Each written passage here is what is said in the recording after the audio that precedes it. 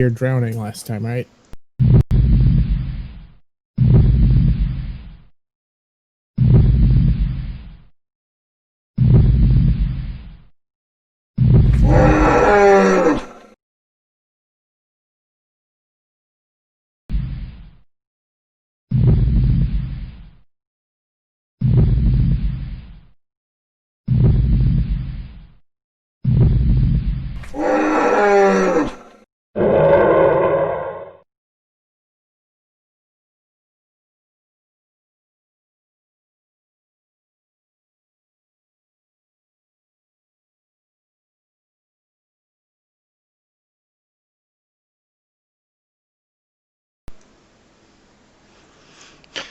All right.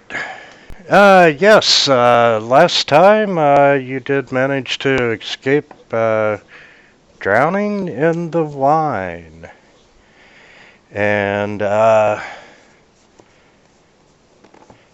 after you escaped the wine room and so forth, you got a. Hitchbirds ended up with a potion of supreme healing. You encountered a slod and a genie, and the genie banished the slod and then plane shifted out. No, it fireballed 3 times and Yeah, did it dropped no damage. fireball on her. It did at one point. I think 2 fireballs were. Oh no, wait, that was a different game. I was at a guy who had we were doing Descent to Inverness. He got the shield that could cast like 3 fireball spells. He fired it at like a devil, so it had resistance, and 2 fireballs did a total of 13 damage. It was great. Oh, that's funny. Yeah. Sorry. Go ahead. You're good. And you got a level up, which means we'll give you a long rest. Just to clear everything out. And Oren, how are you?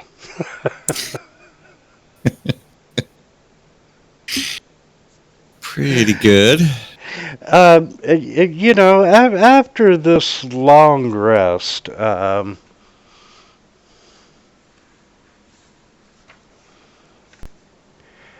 you're starting. You feel a little different. And give me just a second to pull up the sheet on that.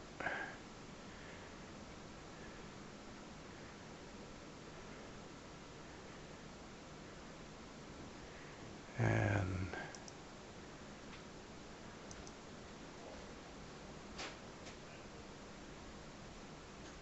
I knew I should have handed off that python staff to somebody else. What, did you turn into a naga?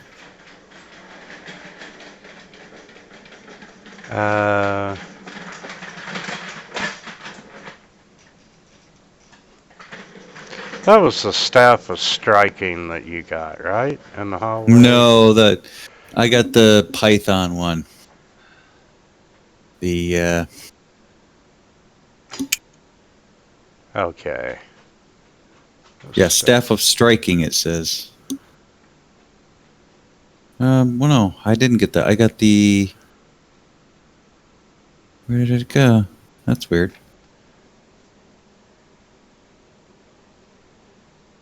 Yes, you got the staff of striking.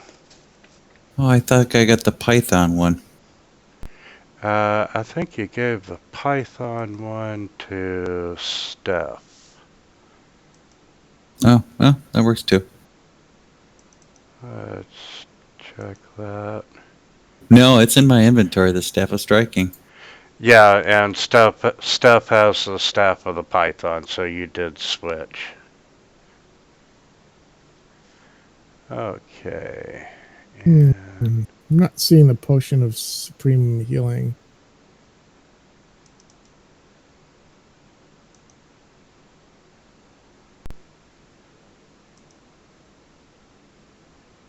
It's supposed to be on the party sheet, or? Let's see.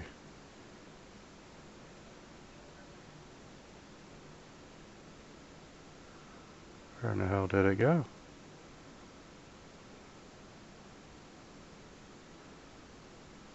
Must have put it in the bag.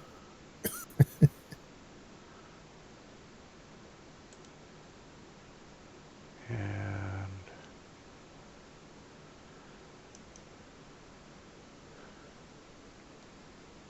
item.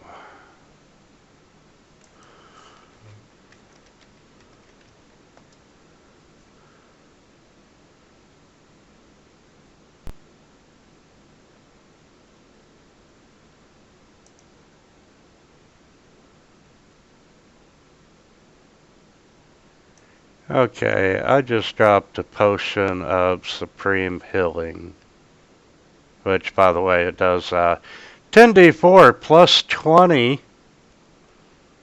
hit points recovery. Okay, and that was the staff of striking. Let's see here.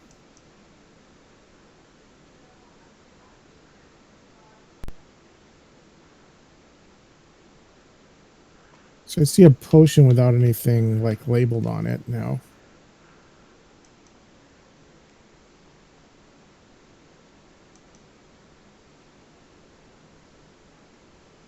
Yeah, actually, that one's it.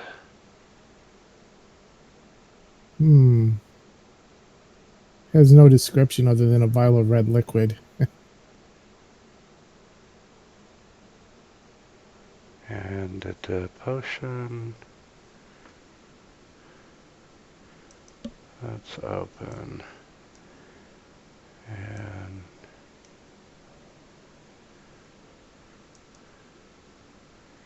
okay, leave the current potion in your inventory. Okay. And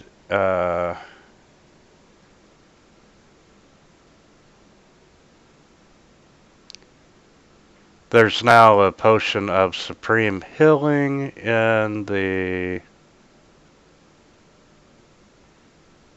party sheet. And let's unlock it. Just oh, there it is. Yeah, I had to identify it. Okay, back to Orin. Hey, you notice after this long 8-hour rest,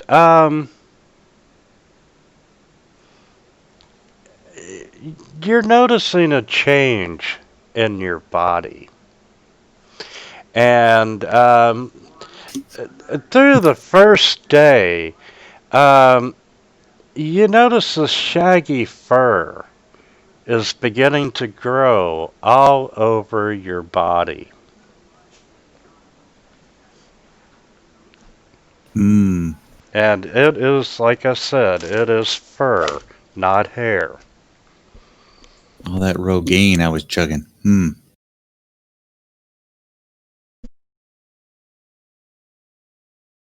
Do I feel like I want to bay at the moon?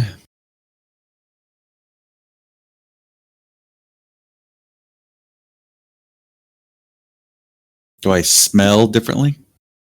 I'm sorry. No, you are not baying at the moon. You're an adventurer. You've spent the nights in stables and everything. It almost looks like it's a goat fur. Staff of striking. It's goatish. Great. This is bad. So bad. And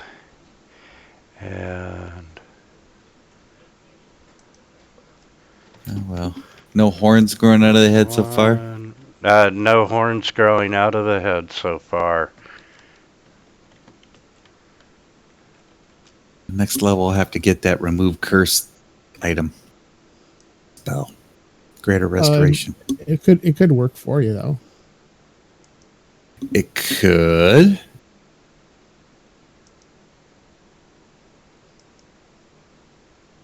Goats are good jumpers, right?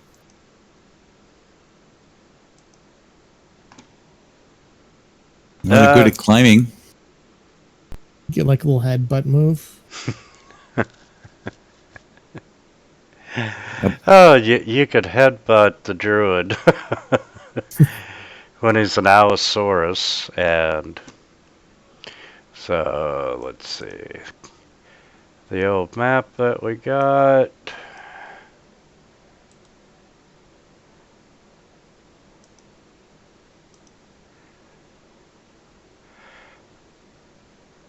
From the current level that you're on, you have two ways of descending. You've got the grand staircase in the middle of the map, and you also have that circular staircase that you found.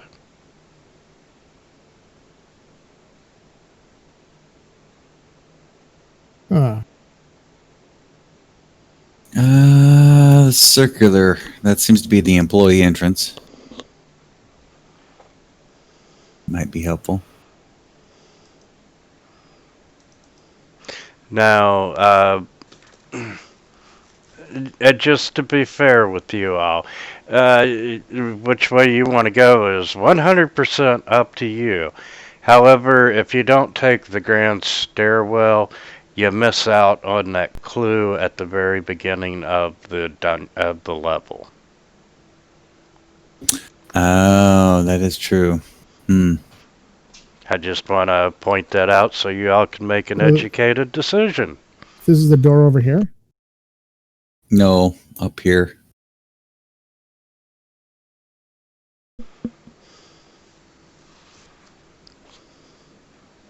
And then to the west of there, you have the spiral stairwell.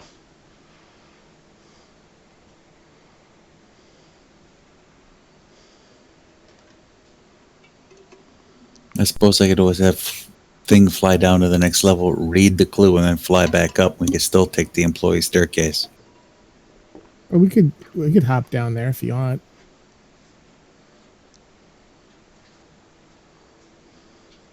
See, we didn't go down there at all, right? No, that's the way to go down each level. So you can go down the spiral staircase or you can go down the grand staircase. I like over here, this one. No, that's the small employee staircase. This is the grand staircase. I'll do that. I'll have, was the plaque on the first level in the same location? No, on each level, it's a different location. Okay. Why don't you have thing fly into that mouth of darkness up there? See what's going on. I think I'm going to skip out on that. I say we go down the grand staircases. That seems to be. I think that's the one way we haven't taken going down. Try to climb down the wall, side of the stairs, heading down. Okay, and give me just a second to put y'all on the next map.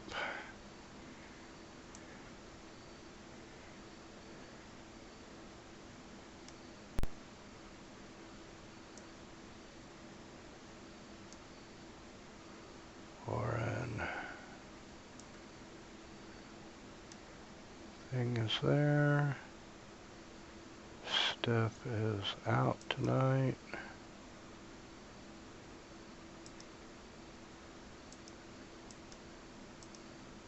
Sheer, I believe, is with us.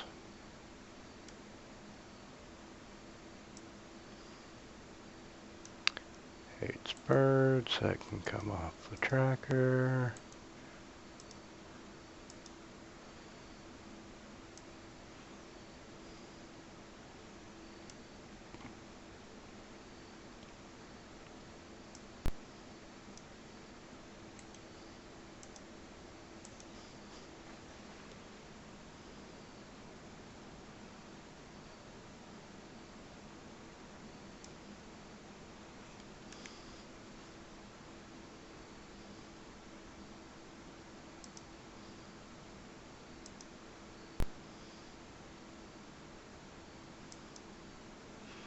Well, the best part is coming down the stairwell.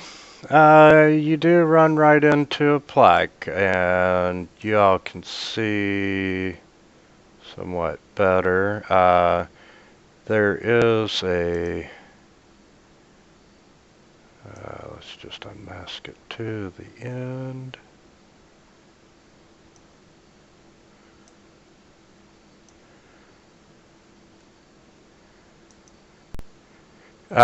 From your vantage point, you can see down the hall to the east, and you can see that there is. I mean, to the west, right? No, yeah, you're correct. To the west. It's been a long day. You can see that there's two alcoves, and inside those alcoves, you can see these two hulking figures. It's more tomb guardians. You can see armor has been bolted to their flesh. They wear these bucket helms and spiked gauntlets. There's iron collars attached around their neck, and they're connected by a spiked chain that stretches across the corridor. So each one's in an alcove, and each one of them, they're chained to one another. And I'm gonna put them on the map.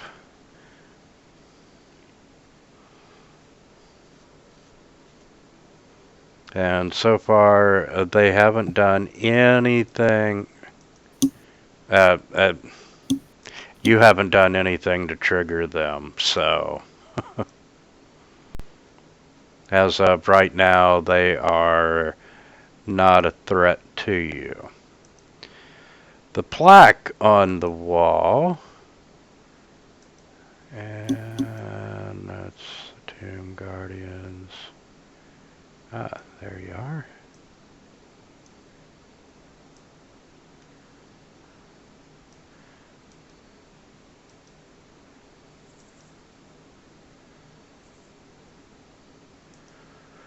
Walk through water with weapon in hand. Slake your shadows at the font. The vulture is the first step. Write the gods, and the walls of history tell all.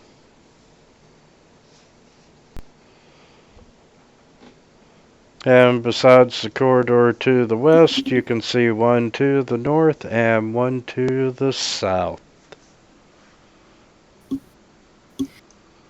Hmm.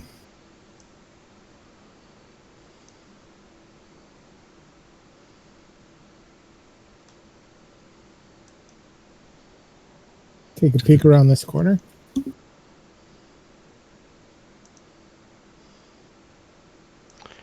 Okay, you see a hallway. And damn it. There we go.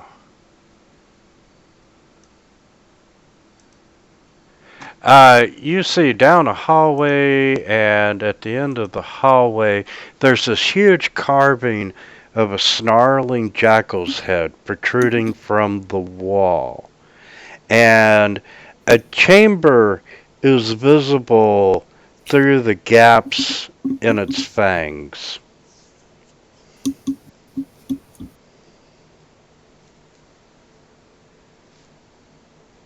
Hmm. Is its eyes glowing? No, but you can see that the gaps between the teeth are only about 2 inches wide.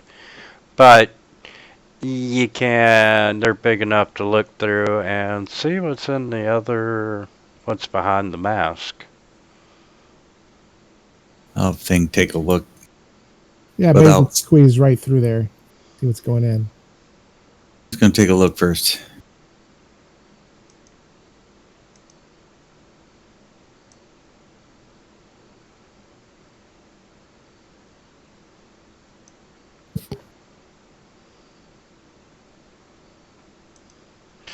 Um, inside this room, you can see 4 torches illuminating stone sphinxes that are crouched in the corners of this 15-foot high room. You can see flickering light from the torches going across the hieroglyphics carved into the tiled floor. At the center of the room, you can see a gold inlaid funeral barge standing atop a 3-foot stone dais. And resting on the deck of the barge, you can see a small golden sarcophagus decorated with horned rabbits. And a dark shaft opens in the ceiling directly above the barge.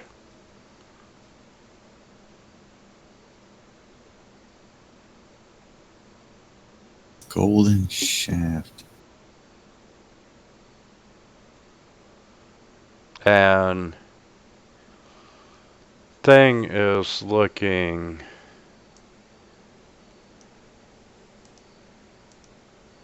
through it. So after you take in the room, as things looking through it, you can see a slab of wall suddenly grinds upward to the east, right there in front of the skeleton. And you see this dwarf wearing a turban and chainmail creeps into the tomb, and he's got his shield in front of him as he treads cautiously across the floor. And you see him stepping, and suddenly Thing hears a loud click as the dwarf steps onto one of the floor tiles. There's this deafening buzz as locusts pour out of the mouths of the stone sphinxes, and they quickly engulf him, and he's trying to fight them off to no avail. And when the clouds of insects vanish, nothing of the dwarf remains except its bones and gear.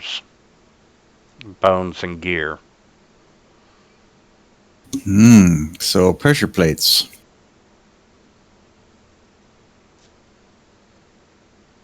And just to point this out, you know, Thing turns around and he's like, "What's now, boss?" And he turns back around to see the scene some more.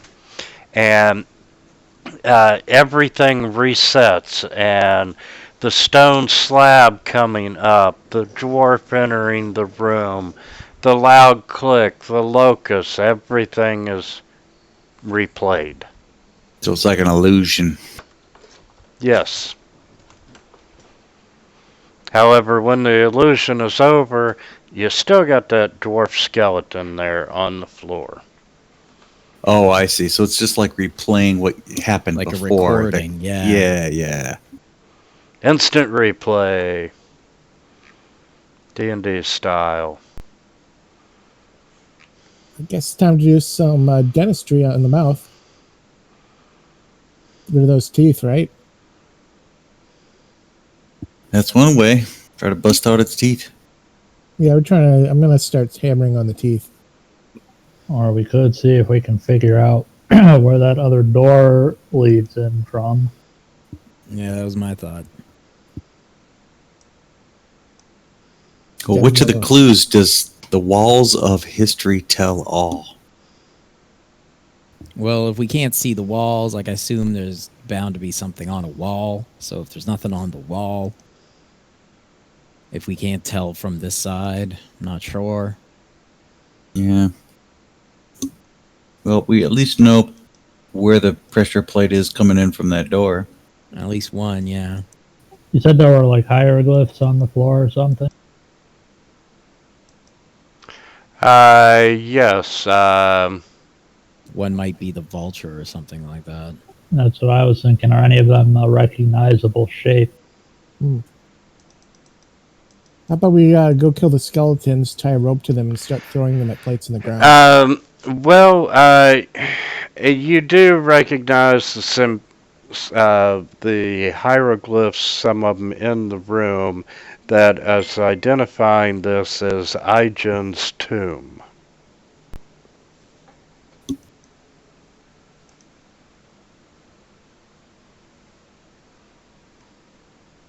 Igen is the vulture.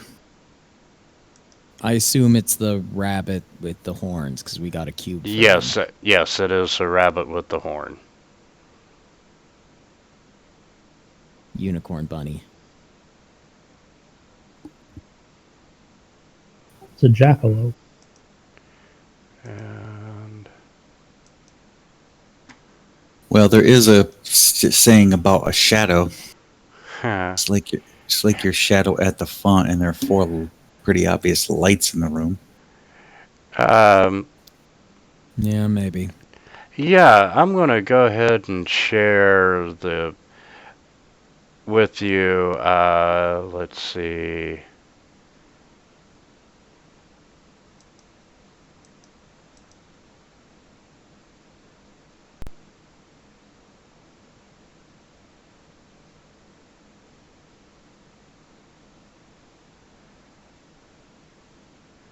Okay, Sheer is possessed by Wongo.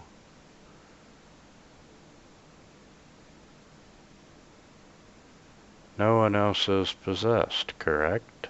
I think it's Oh. Thing's turn. Let's see, Hates Birds is possessed by Papa Tutuli, so no, none of them comes. You can't see all the hieroglyphics well from your vantage point, but you can see that each tile has a large hieroglyphic on it.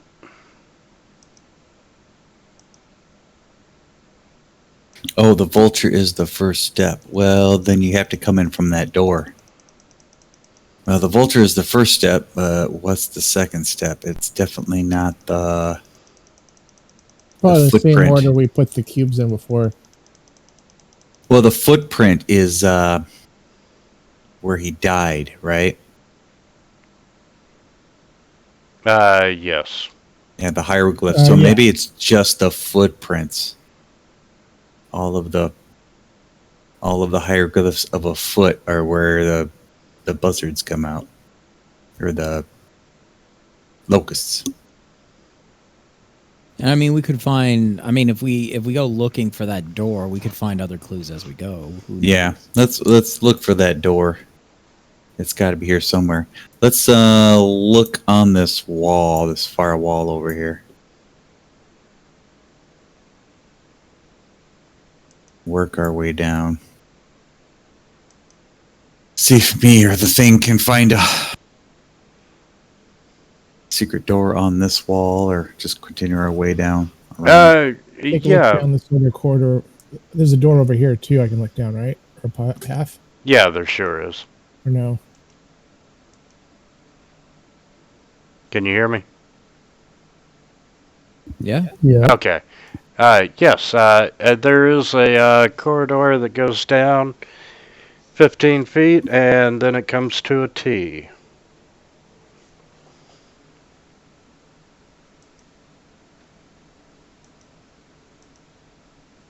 Oh, the thing fly down. Okay.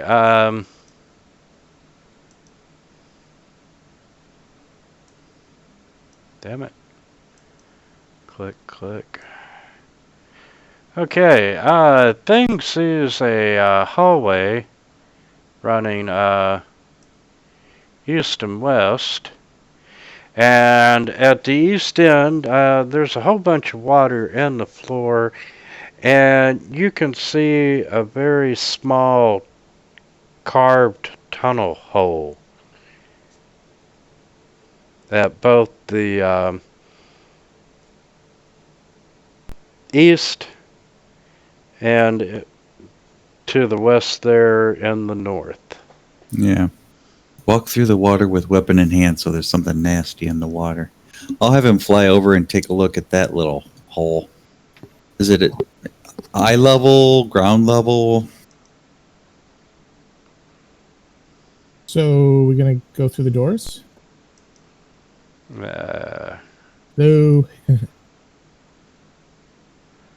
Let's see. There's a jackal mask. That's weird.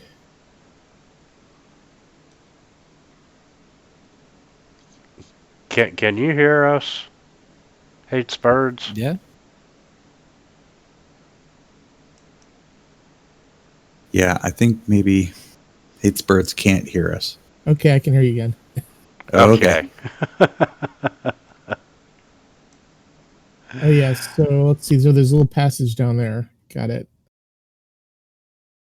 Is it big enough? Is it on the floor or on the wall? You can kind of see there's like another one over by the water too. So I'm just thinking it as a might have spider, something. he may be able to crawl through there and well, it's bigger than that. I was looking to see. That's 2930, so there's no description in this hallway. okay. Well, if he can fit in, I'll have him go through, and if he can't fit in, I'll have him shrink to a invisible spider and go through.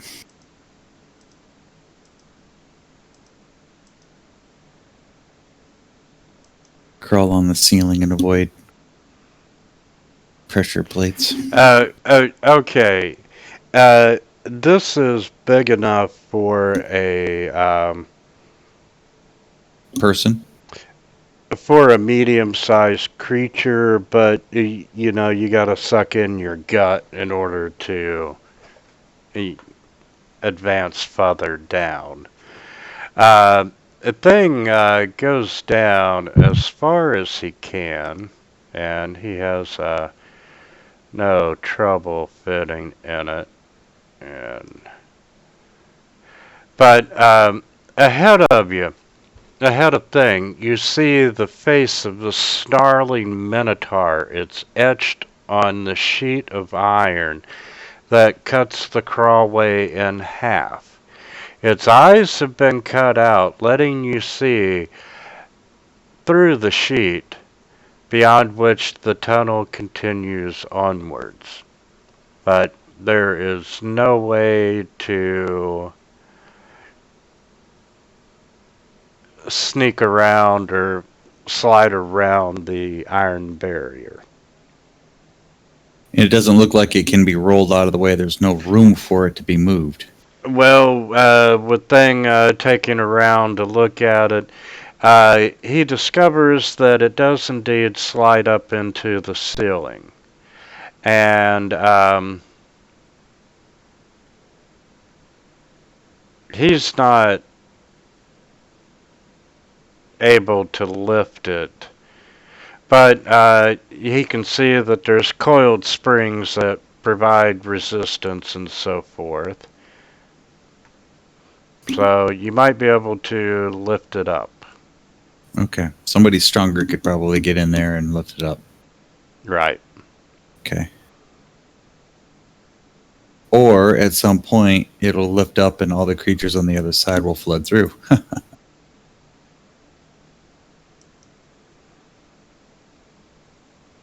Diego, why don't you check for pressure plates in this hallway, and I'll have Thing check the other tube. Sounds awfully dangerous. I bet Diego could figure all the pressure plates out in the other room over there. Yeah, once we find a way in.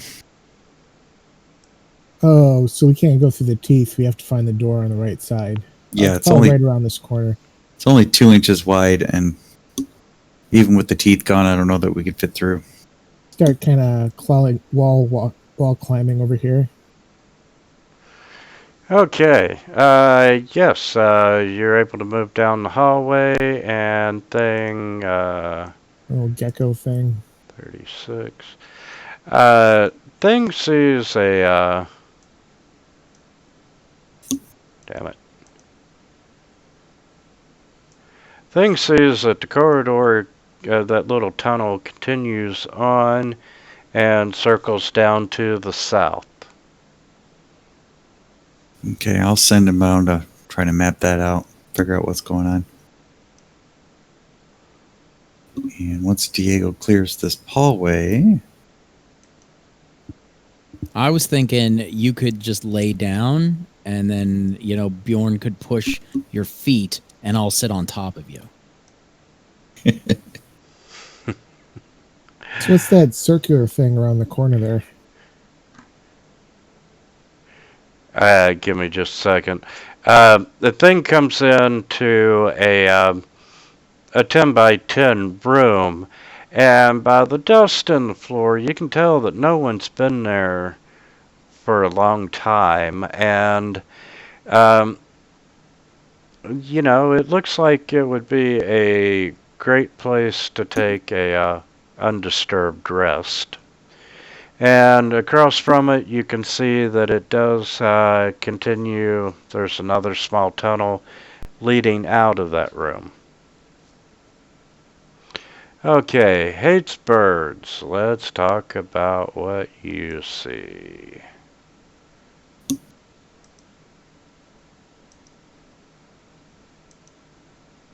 And okay, you see still puddles of water covering the floor of this 15-foot wide hallway. The walls are slick with moisture and set with murals showing animal-headed humanoids in armor, most of which appear to brandish real weapons that are hanging on the wall. You see we've already covered the crawlway. And at the end of this hall, you see this rippling, transparent curtain of water filling a stone archway.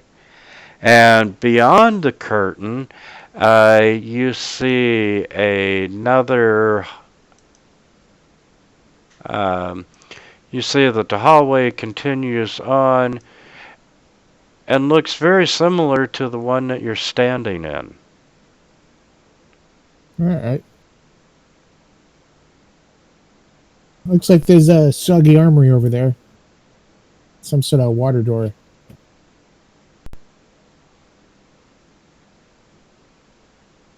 All right, I threw an investigation there so I can kind of look around the ceiling and the walls and the floors for any kind of pressure plates, holes, strings, the usual. Yeah, you're not finding anything of the usual.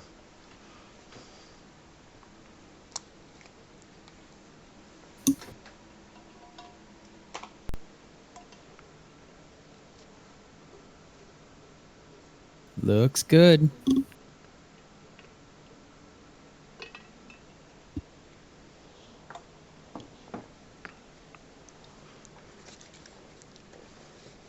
Oh, come on, let's head in.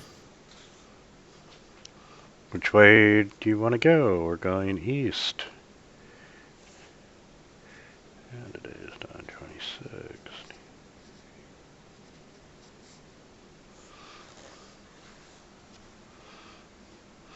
Okay, and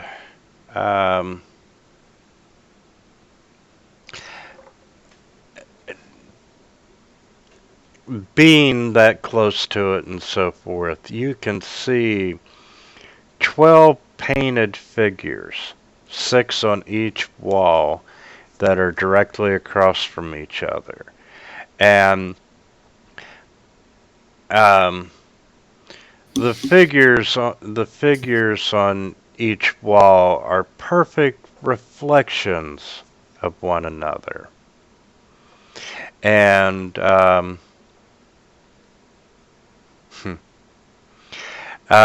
you can see a stork-headed male, and these are from the bottom to the north, so bottom to top.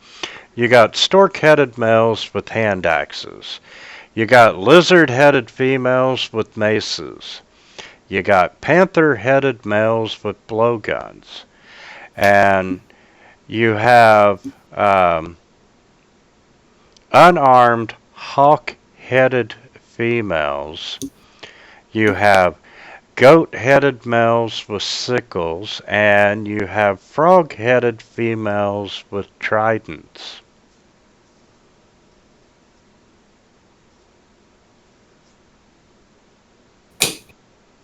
Hmm.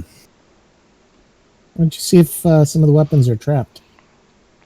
And Probably the blowguns. the weapons hanging on the wall are tarnished and are in poor condition, and you can see that they're held in place with these hooks to make it appear as though the paintings are holding them.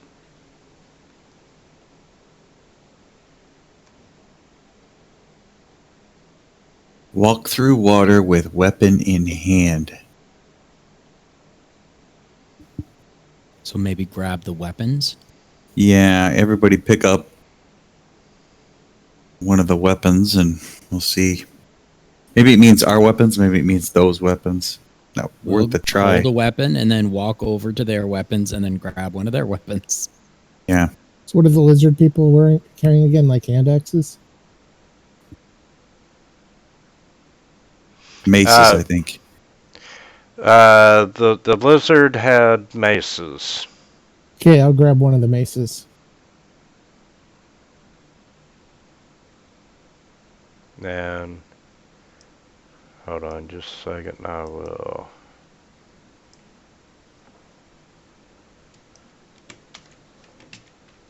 Notepad.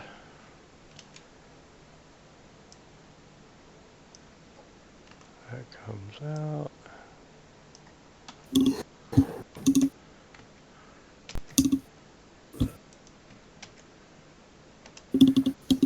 And these are shit.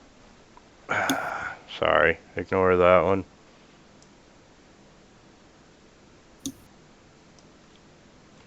That is the order of the statues on the back side of the, or on the north side of the curtain. The north side of the curtain. So on the other side of this curtain, it has the side that you're on. You've got storks. Yeah, storks, lizards, panthers, hawks, goats, and frog.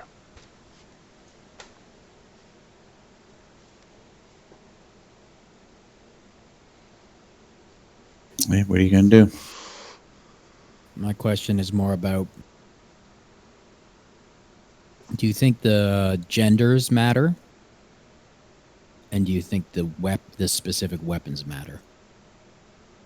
Don't know. Because there's no way that the race matters.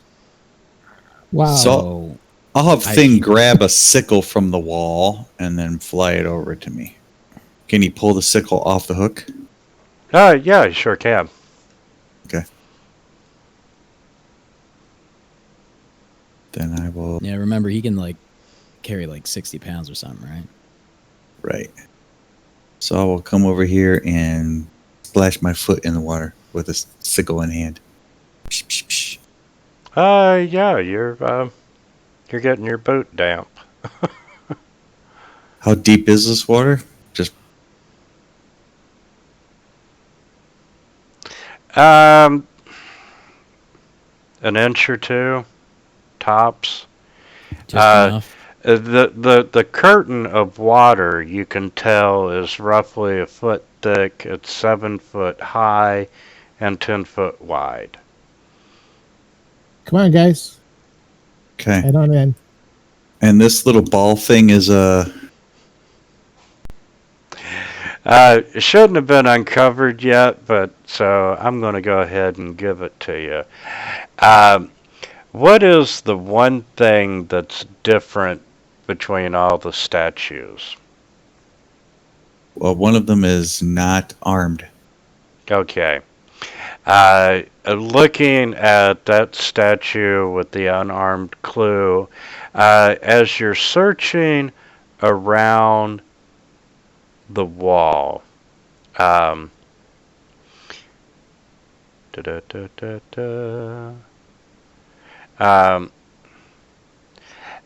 you find that these paintings are actually 8 foot tall illusions, and when you touch it, um, the illusion dissipates, and you see this little alcove in the wall, and there is a pale purple eyeball. Um, it is a 1 inch diameter eyeball made of pale purple crystal. Hmm. Okay, check it for And, traps. and the purple eyeball is now in the party sheet. You're not finding any traps, and you're able to safely remove the purple eyeball. Nice. Okay. Anybody cast detect magic or any kind of identification spell? Make sure this thing isn't going to be spying on us. The Minotaur face didn't have eyes, right? I'm sorry? The Minotaur face didn't have eyes, right? Probably like Minotaur eyes. You mean the Minotaur? Yeah, Uh, Minotaur, whatever it is. Yeah, on the plate, no, it did not have eyes. Oh, there you go. Probably another one right up here. Let's go get it. Fit. There's only 2 of them. Yeah, 2 eyes. Yeah. The other one's probably right up there. So you got to jump through the water. Assuming this isn't a reflection, considering the fact that everything is perfectly reflected. Oh, yeah.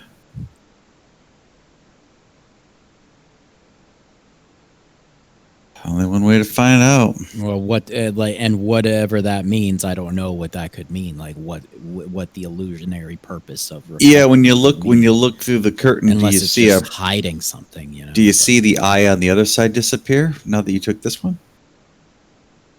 Do we see ourselves? No, it's not like you're walking through a hall of mirrors. Okay. But everything is painted to, be the opposite of everything. And did all the paintings like vanish, or just the one in front of Just that single one that was unarmed. which is the unarmed hawk-headed females, right? And is that the same illusion that's the seemingly illusion that's in that spot as well? Yes. Yeah, because it's the middle. All right. It's just reversed order. All right, so we're probably going to fight in the room because we're supposed to walk through it with weapon in hand. So let's head on in. Just could be carrying these weapons might be the thing that prevents a trap from going off or something. Okay. There are What? no weapons. There were illusions, right? The weapons themselves aren't illusions. They're That's hanging all. from cords, right? It's just the paintings. No, everything is real. The weapons are real. The paintings are real, except for just that one particular hawk-headed specific. woman. Yeah. Okay. Yeah, because you were saying that all the weapons are hanging from cords or something in front of these paintings to make it look Right. like the paintings have the weapons. Yeah, they're on little tiny hooks. All right, I'll step on through holding the lizard people mace. See what happens. Okay. As you start to step through, the water increases and it erupts as a fierce wave flowing both directions. And I need everyone except Thing to make a strength saving throw, please. Ugh.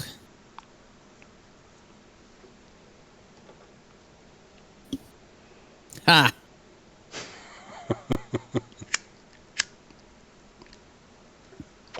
Okay, Oren and Diego,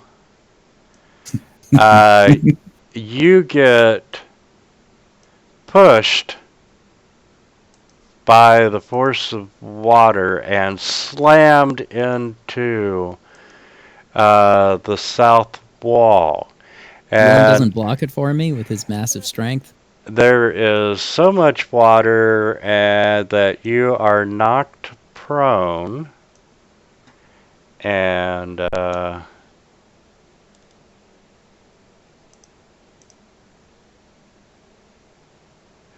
each one of you takes 15 points of bludgeoning damage. Wow. Okay, on a failed saving throw. And the ones that made it, which is Bjorn, take half damage.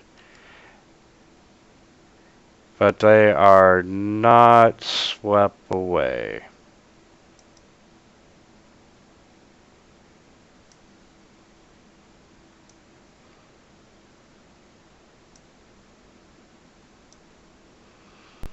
And then the water just drains out through the holes. Is that what happens here?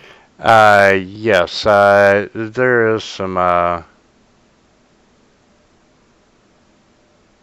yeah, you can see the water is leaking through tiny cracks in the floor.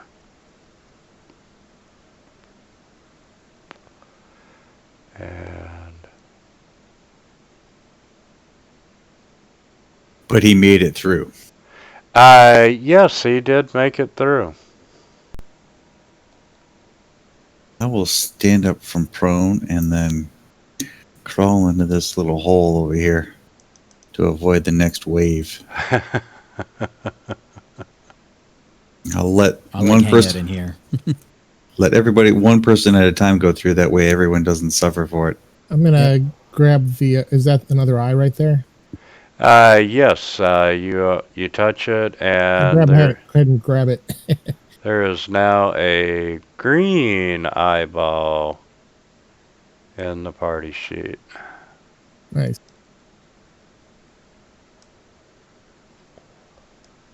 Bjorn's going through.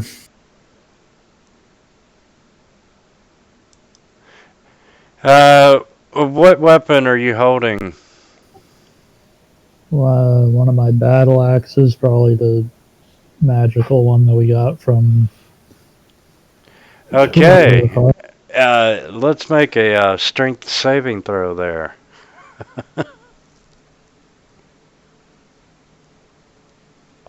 Ooh, that one's Ooh. gonna hurt.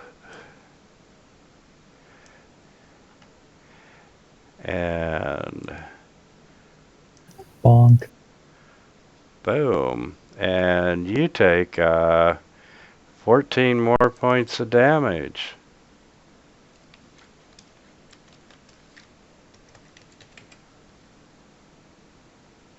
Maybe the frog trident. That's what I'm thinking. It's the only like water thing, and they're both frogs and tridents, which I'm gonna peek around the corner while they're fooling around. It's a frog lady, so I thought, well, maybe no, you picked that one, but maybe gender does matter. or maybe it doesn't. Who knows? Although it does seem like something that maybe Wizards of the Coast might have been aware of before they put it on here by making a gender matter thing, which is just metagaming. But seems like somebody in their design team would have been like, given today's political climate, you probably shouldn't put a trap So, that is dependent on Try to people that decipher the trap by how politically correct the designers may have been. Hey, gotta use what you gotta use. Now I'm gonna try and go through again, and I'm gonna grab one of them tridents as I Yeah. pass. That's what I'm thinking. So now And holding the trident, what happens? you pass through the wall of water with no problem. Huzzah! I grab one too. And you make it through the wall of water without any problem.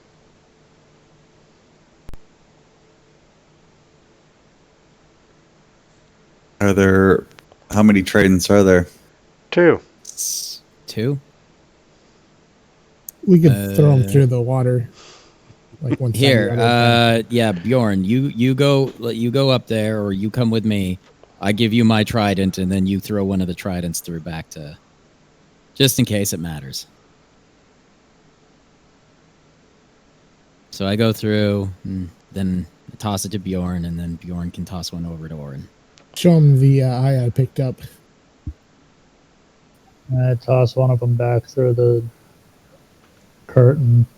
Does anything adverse happen when I do that? No, not at all. Okay, I'll pick up the trident. And attempt to walk through. And you get a little wet, but that's it. And I'll chuck the trident through. Would have been funnier just to see Have things struggle with it. Thing pick the trident up, and he'll leave the trident here so that we can get it on the way back through. Are there another set of 2 tridents up here? So there's now 4 tridents in this room up here? That is correct. Okay. Oh, okay, yeah. All right. I'll have Thing fly down this tube. Okay, I'll grab a trident. Okay, and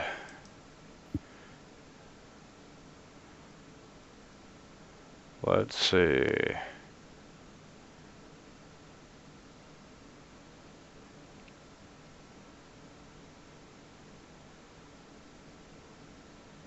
Steph's going to come back, and there's not going to be any tridents for him.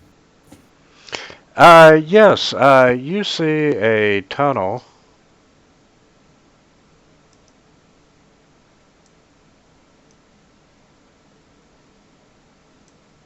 Damn it. That continues on, and it circles around. That could be useful.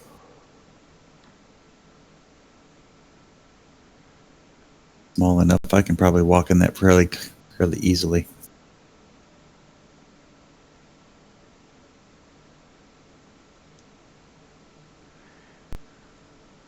And really hate this map. Kind of tells you something. Just from Yes, showing you, doesn't it? it does continue on through, and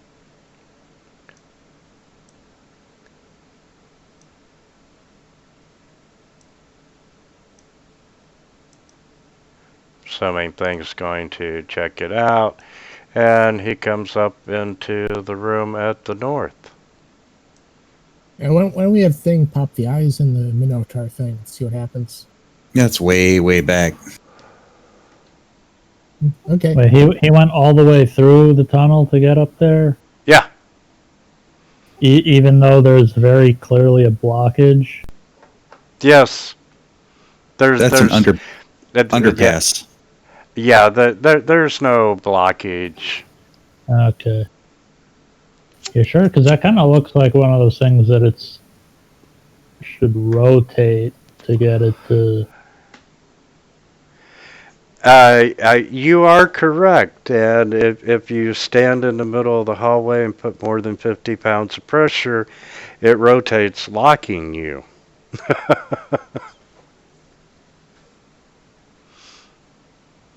But thing flew down the tunnel.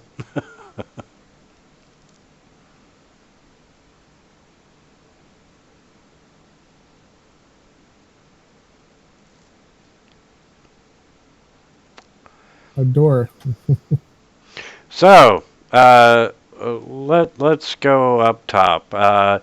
You see the corridor turn sharply to the left, and right here you see a peephole is carved into the stone wall at about a height of 6 feet.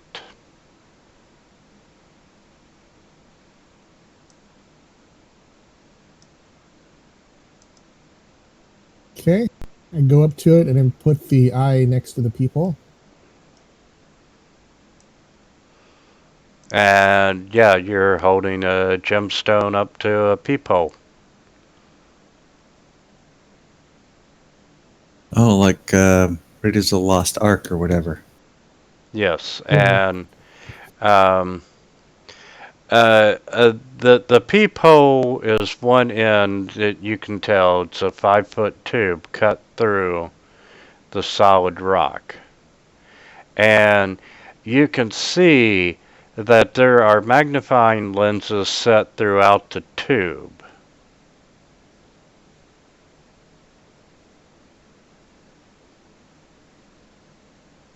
Hmm. Okay. Well, do we want to go to this door first? Clear this room Probably out? should Kind open of, this yeah. room up. Yeah. Do the Raiders of the Lost Ark later. Just anything that might help, like tell us which thing to step on. You know. Absolutely. Going around the corner, it ends at this block of stone, which there's this painted 7 foot tall jackal headed humanoid with a circular gold medallion around its neck. And all around the figure are carvings of locusts.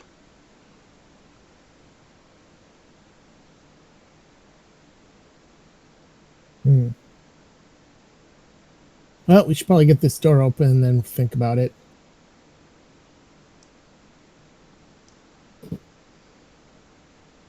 Does it appear to be locked or It, push it, open? yeah, it's a stone block. You know it does rise up into the ceiling from what you saw in through the jackal head. Okay.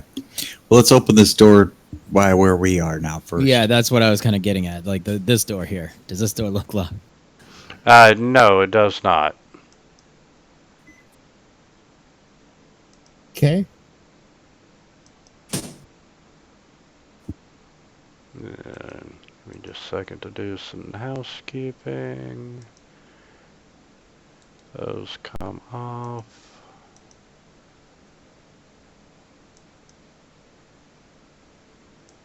That one goes on.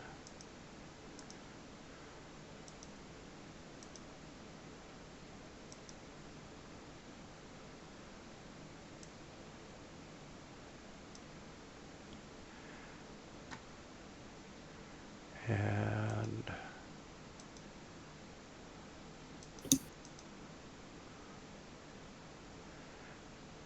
okay. Uh, Opening the door, you see a stone font filled with a steaming green liquid. Beyond it, a shadowy figure stands at an open door on the far side of the room, and the figure's back is towards you. So I suppose you have to slake your shadow at the font. Gotta make him drink. All right, let's go in and start forcing him to drink. Shadow. It might be your shadow. So you have to act like you're going to drink, and it will drink instead of you. Or you need to drink and therefore take control of said shadow, or Yeah, one of the absorb above. said shadow. When you move, does it move? Who's going in the room? Hates birds? Not us. Okay. Orrin didn't nearly drown. I'm sticking with him. You can see in the font that there's probably 5 gallons of this hot, steaming green liquid. And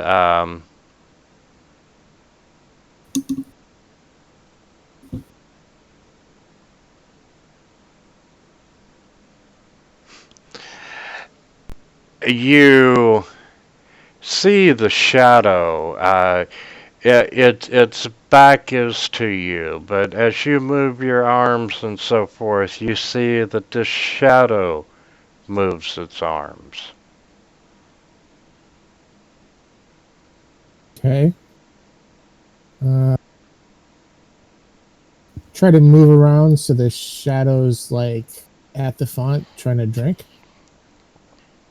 And sort of start scooping in the air in its position. Trying to move the Uh, liquid in my mouth. yeah, you're able to move around in such a manner that you can get the shadow to go to the font. And when you start miming, you know, like you're drinking from the font, uh, the shadow starts drinking it. Okay, keep going. Okay, you keep this up for a total of 8 rounds, and finally, you can see a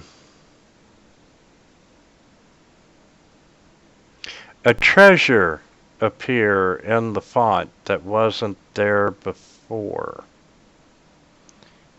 And you can see that there is a 1-inch diameter eyeball made of this incandescent orange crystal laying at the bottom of the font. Okay, and it's not covered in liquid anymore? The shadow has drank all the liquid. Okay. I grab the eyeball. And you now have a orange eyeball in the party sheet. Okay, and there's a door behind that shadow, right? Yes, and now that the shadow is out of the way, the door is open, and you can see that it is just a small empty room.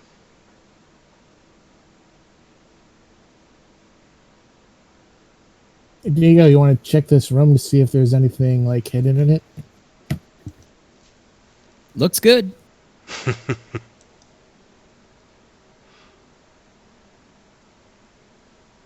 All right, we got another eyeball.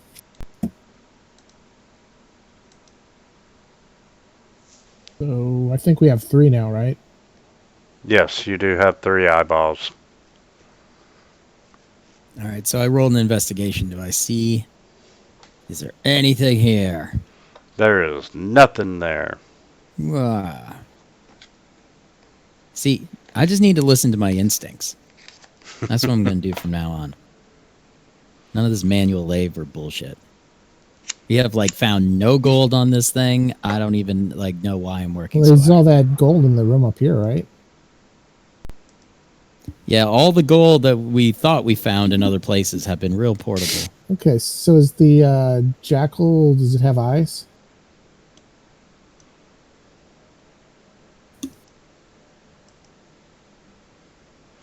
Okay. Yes, it's a painting and it does have eyes, but it has a circular gold medallion around its neck.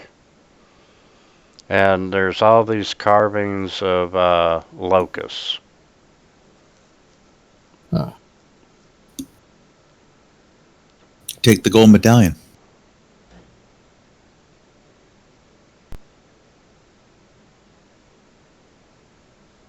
Why not?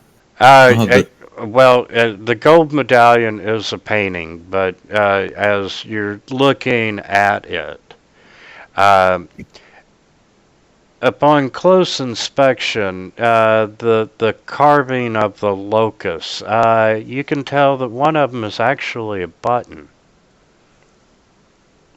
Ooh. I'll have Thing hit the button. And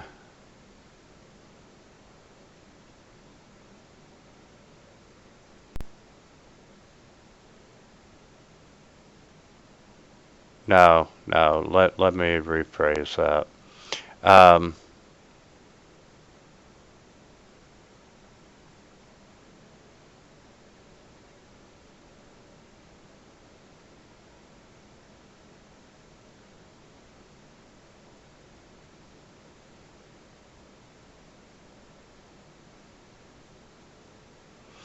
Okay, the medallion is actually a 6-inch diameter gold disc.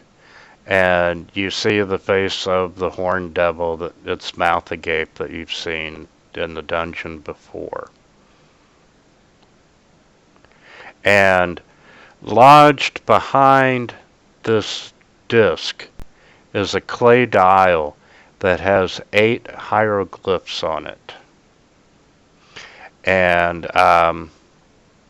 one hieroglyph is visible through a hole that forms in the devil's gaping mouth. But the dial is locked in place, and the remaining 7 hieroglyphs are hidden from view behind the medallion. And the dial is locked in place. If only we Yes. had someone who could pick locks.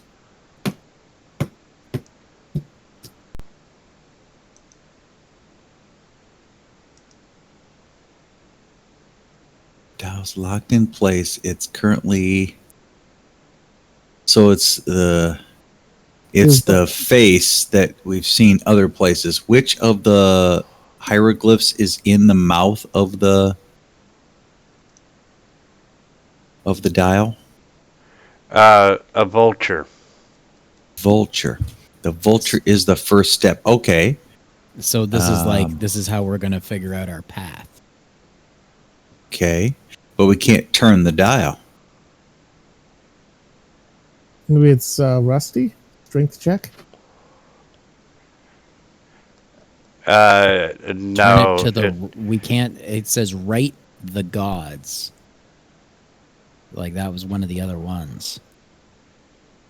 Vulture is the first step. Yeah. But the block, we need to get the block out of the way. It has all you- those magnifying lenses, right? You still have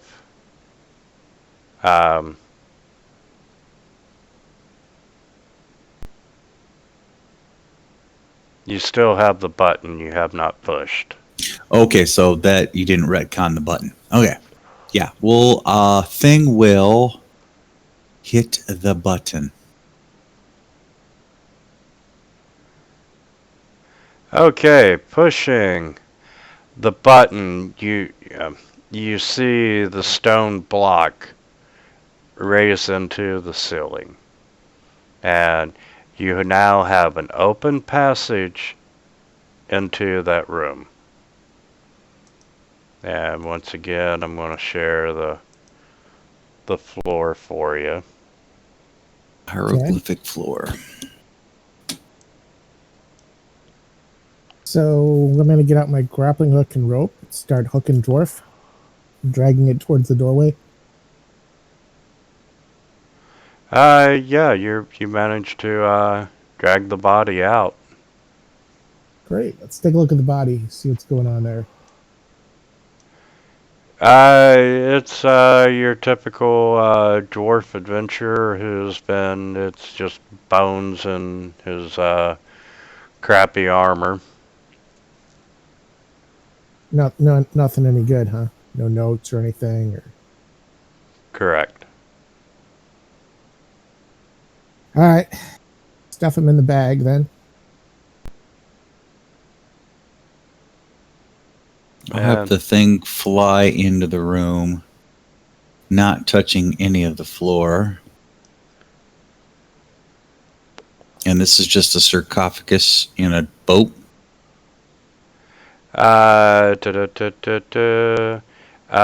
Yes. Okay. He'll land on the boat, but not touch the sarcophagus. And you said something about... Oh, we have 4 lights and we now have 4 gems? We have 3 gems. Yeah, Yeah, three gems. Ooh, no. That There's could be a problem. another doorway that we can go through on the left side. Were we supposed to do that first? Because we got 4 lights and 3 gems. Maybe. We could be asking for trouble here. Want to check out the other area first before we go in? Well, I'll have thing fly over. Does it look like these lights? There are 4 shafts of light. Is that what you said? Da, da, da, da. They're torches. Okay, so there's 4 torches. But is there a place for a gem to slot in or anything like that? No. Not that you see. Okay. And is there anywhere for the gems to slot on the sarcophagus? No. Okay. Is there anything on the walls, like in terms of the walls of the history, blah blah blah? Like that's the one thing, that and Write the Gods are the one things we haven't come across, and everything else seemed to have been in order. So No, there's nothing on the walls that will give you a clue. Does the boat look attached to the sarcophagus, or like the whole thing? Is it nailed down or just sitting on it? yeah, does it look like it could move or like rotate? Yeah, it's just sitting on top the on top the dais. Okay, I'll get out the old grappling hook and see if I can hook the boat. I think could probably fly it over. Okay, And then put the grappling hook on the boat. Though there's a very good chance that the boat is glued to the floor, but why not? You're standing underneath a block. That may not be the smartest place to stand. Okay. The sarcophagus.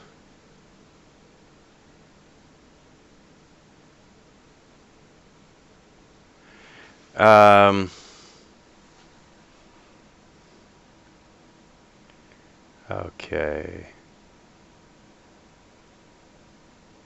Bearing.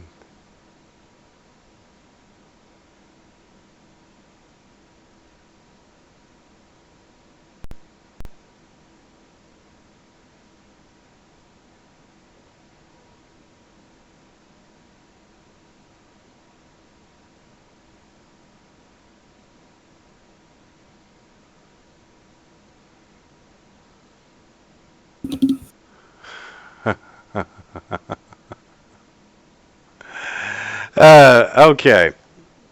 What are we doing now? We're trying to drag the coffin or the boat towards the doorway. Yeah. Using the rope and grappling hook. Okay.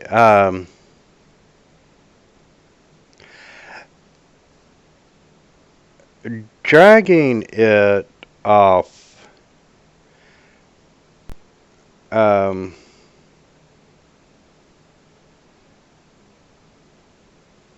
You're dragging the barge containing the. Yep, it's pretty heavy. It's giving it a good tug.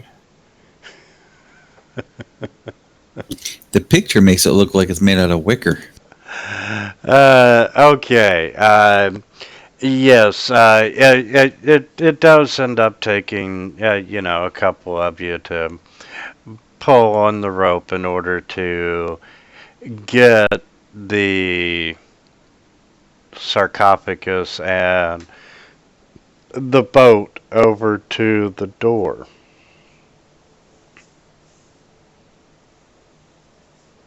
Well, when he pulls it, does he pull it on top of the square that the dwarf died on?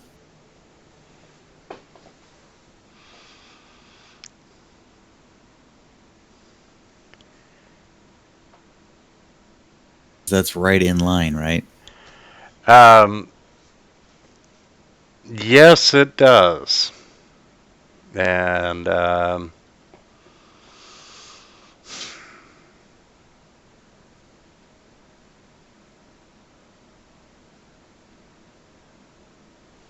but nothing happens.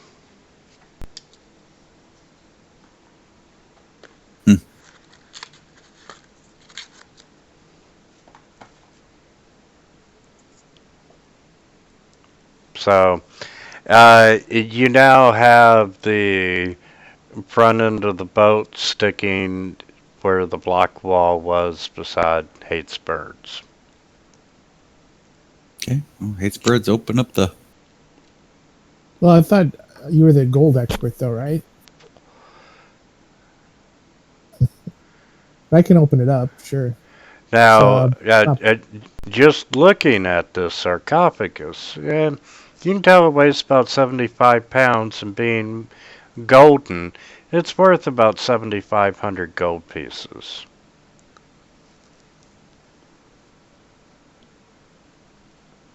Well, if we can find a way to teleport it out of here, it'd be great. But I mean, I don't see how we're going to pull this all through a jungle.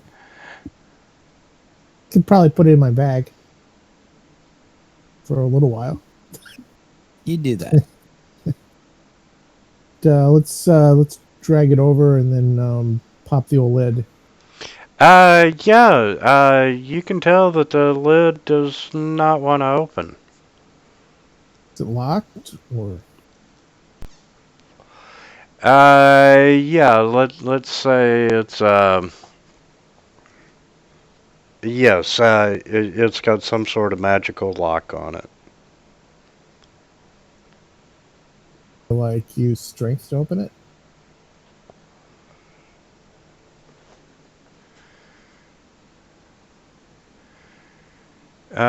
You know what? We're so far out now that I'm just gonna give it to you. uh, okay. Yes, so you managed to open the sarcophagus, and inside of it, you see the fragile bones of a horned rabbit, as well as its spiral horn. Does it have anything else in there? No. So does the horn look valuable? Yeah, well, you know, it's the horn of one of the lost gods, so it might be worth retrieving. You know, now that Thing's a full party member, he hasn't gotten an item yet. So maybe Thing could take the horn as his first reward. He grabbed the staff of the python. He's been slinging that wand of wonder around too. You know what? Not that I have a vote, but I say send Thing.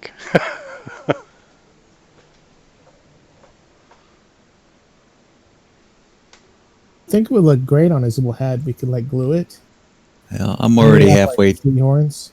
Already growing goat hair. What else could go wrong? I'll have Thing grab the horn. Okay, as Thing grabs the horn, you see streamers of light emanating from the tip of the horn. And as they swirl around Thing, they form into a spectral rabbit with a single horn on its brow. And Thing hears a female voice whisper, "Quick! Quick! Let me in. We must stop Aseric."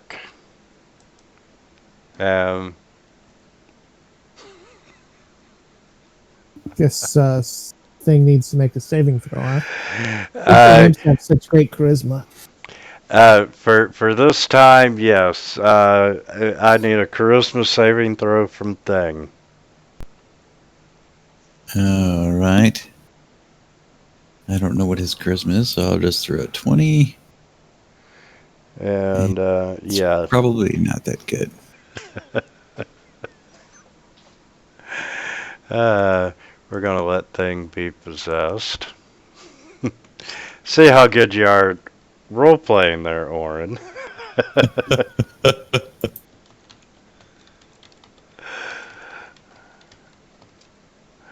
And, Jen. And there is Igen's card.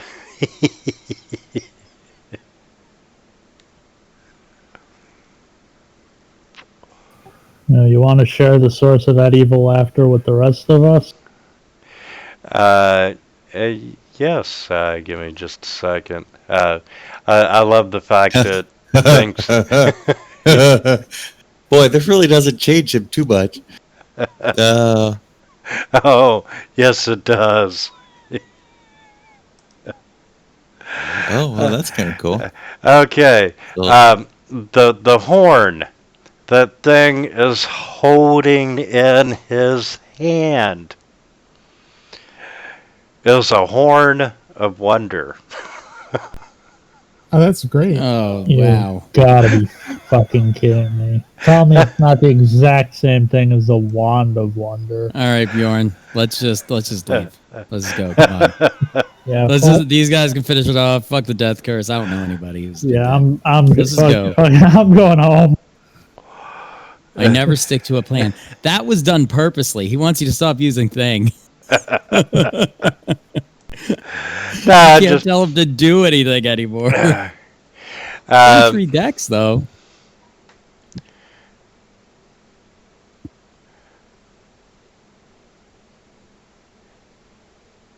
I kind of think the Wand of Wonder really was never really supposed to be part of the plan anyways, so. I both of them are in the module. You have encountered the Wand of Wonders fair and square. Okay. Just so you know how to defeat this room. If you look through the peephole, you're still able to see the medallion. And as you step, when you step on the vulture, that medallion turns, and you're able to see it through the peephole. And while whoever's looking through the peephole, you are able to telepathically communicate with whoever's in the room. So, Hatesbirds would take a step. Diego would tell him or Bjorn would tell him what the next character on the dial. And every time you step on the right tile, it advances one so you can see what the next one to step on is.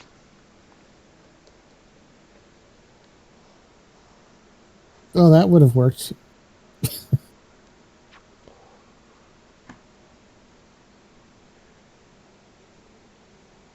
I guess it's time to check out that other room, huh? I would think so. Okay, which room you want to check out? You only have one here. Right? Well, the tunnel that thing followed went into a room that has another tunnel on the south. Oh yeah, we could.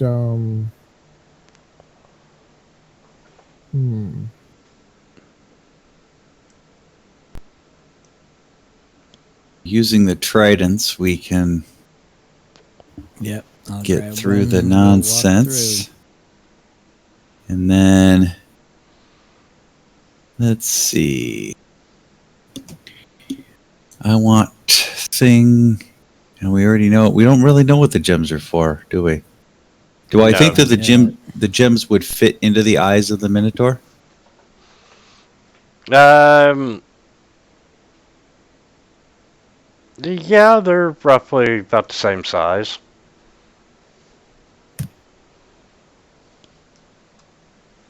All right. I say we give it to him and have him try. And All right. since that's the plan, Well, he's not going to follow a plan now, though. right? So he goes, "Oh, thanks for the gems," and he flies. He flies around the corner to do something else. Well, that didn't work very well. Thing, where are you going, dude? Well, Dude. I guess thing wants to go this way, so. Now, Well, he's invisible, so I know he's not going where he's supposed to go. But all you guys are going like, well, this isn't going well. Where are you running, Oren? And so I'm going to run up here, and Thing is going to just, let's see, there's two dudes and a chain in between them. So that looks like the limbo. So the Thing is going to fly under the chain. And nothing happens. Okay. And then he'll fly over here. And he can see a corridor leading north that opens up into a larger room.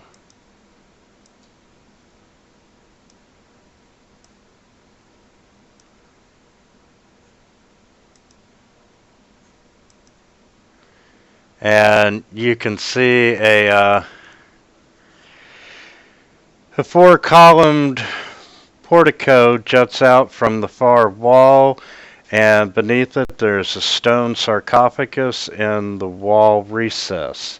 You can see 4 ceramic frog masks hanging in niches around the sarcophagus.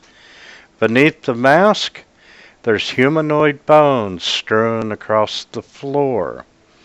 To the east, there's a large carving of a tentacle frog monster sitting above a shrine. Offerings lie on a shelf before it, and there's 4 rectangular frescoes adorning the adjacent walls.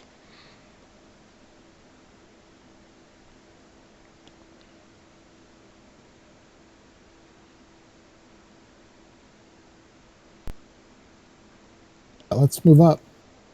Well, the plan was to put the gems in the Minotaur, so I think the Thing is going to fly up and try to put the gems in the fresco's eyes. Yeah, the frescoes have eyes, so they don't fit. They don't fit, boss. They don't fit. The last time I ran this, the players did not share their cards with the group. They'd make a battle plan, the paladin would run in, do 1 round of combat, and then he would hightail it. It took him like 5 sessions to figure out if because he was possessed.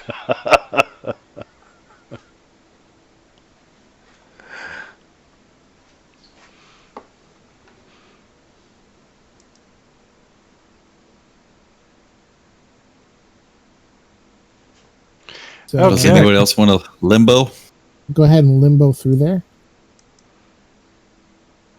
Okay, as you get underneath them, you see the Tomb Guardians come to life, and you need to roll initiative, everyone, please.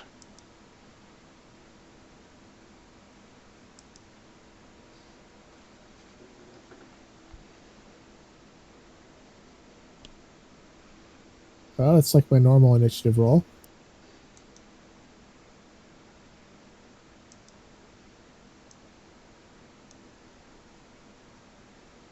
And that's in there. Close that.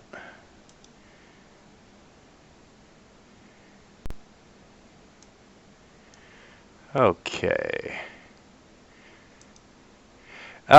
Diego, as he's underneath the chain, you see that they're moving.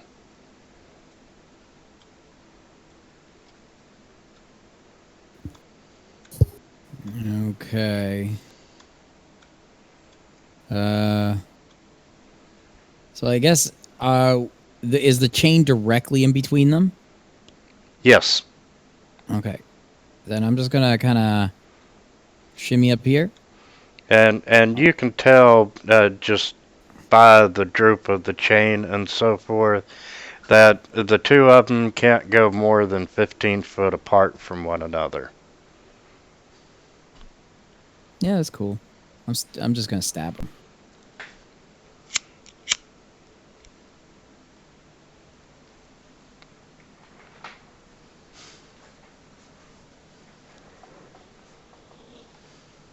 Oh, wow, nice.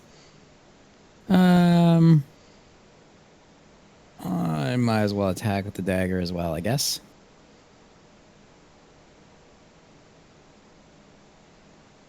Resisted. Okay. And just dance back over here. All right.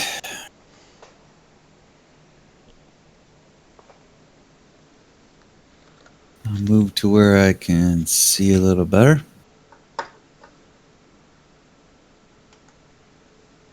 Target the spiked Tomb Guardian. Going to fire off Hex as a bonus action. And I'm going to Eldritch Blast him. And that Hex is one of my spell slots. And then the Eldritch Blast is a attack. Wow, I missed. And then the attack number 2. It's a hit. And the damage. It's the Tomb Guardian, slamming him back into the wall. Then I'm gonna run back around the corner and end my turn.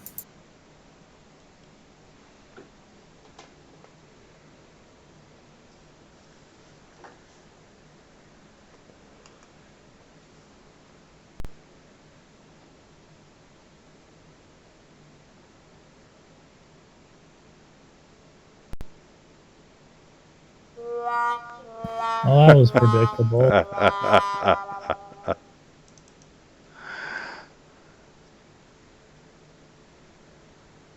It was also predictable.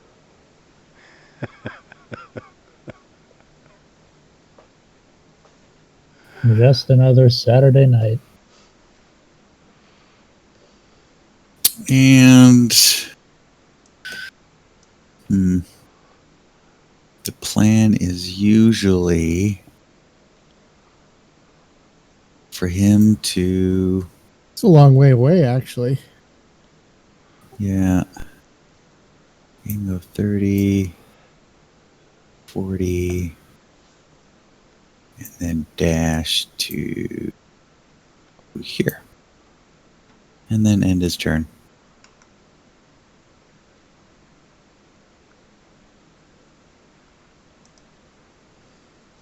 All right, HB, you're up. So I want to guess some rage. See if I can route it. So there we go. Then the chain's attached to them, but it's not attached to a wall or anything, right? Correct. So I'm going to grab the chain and then run and leap off the edge, holding it, dragging the skeletons after me. They're flesh golems. They're tomb guardians. So they're too heavy to drag? Yeah, both of them together. All right. Then I'll just 5-foot step and start swinging.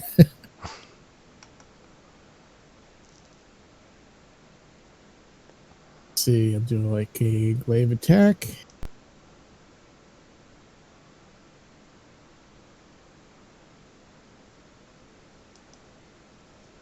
Be a miss.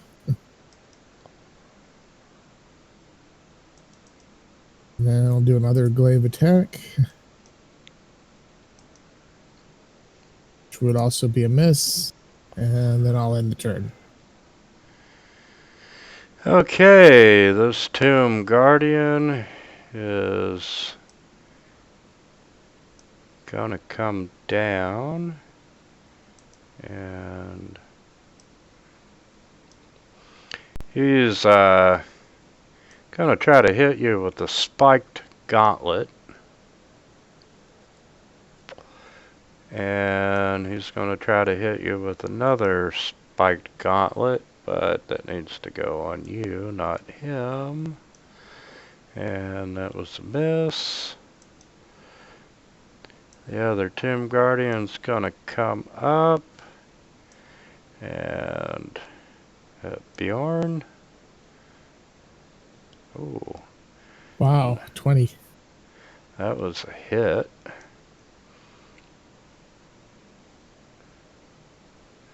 And I'll try the other spiked gauntlet.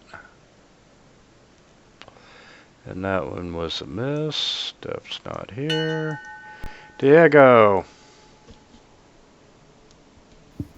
Well then.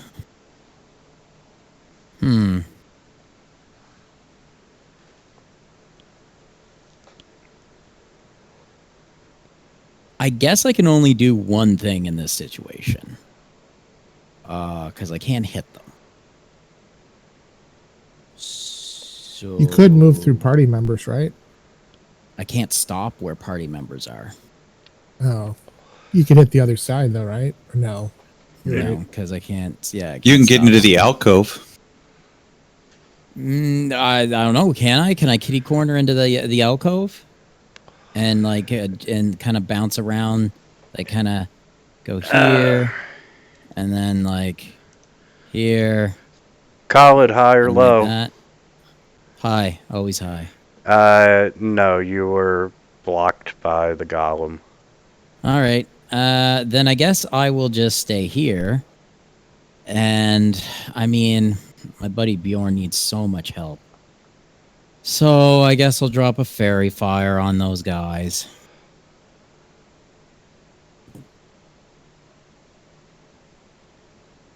Let's see.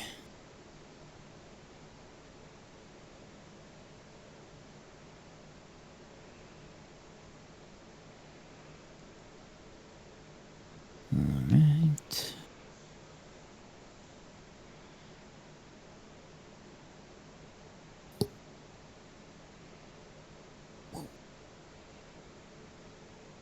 Success, failure. That'll help. And I guess that just goes on me. And then I stay here. Okay.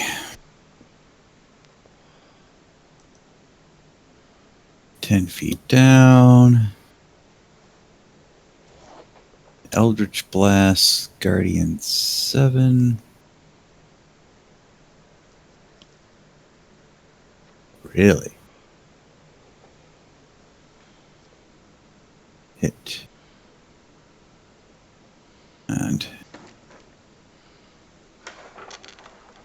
And that's a repelling blast, so he should fly back 10 feet. Ooh. Should have held my... Oh, I can't move on held action. Never mind. And then I am going to, as a bonus action... Let's see. 1, 2... I'll throw 2 dice of healing at Bjorn.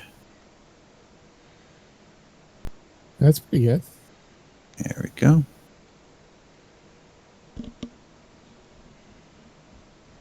And duck around the corner again.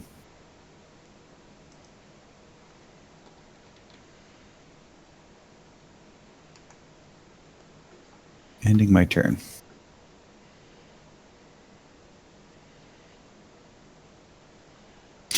Did that golem get pushed down the hallway 10 feet? Yes, it did. You hit number 7, right? Bottom one.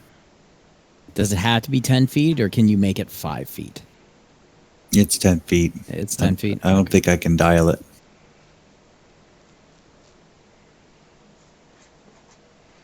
No. I don't feel like moving all the way up to him and potentially getting myself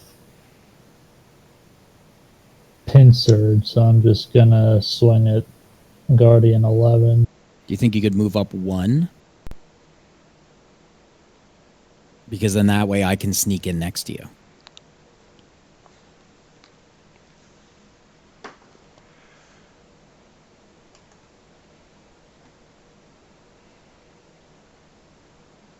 Come on, dude. Set advantage. Okay, you hit.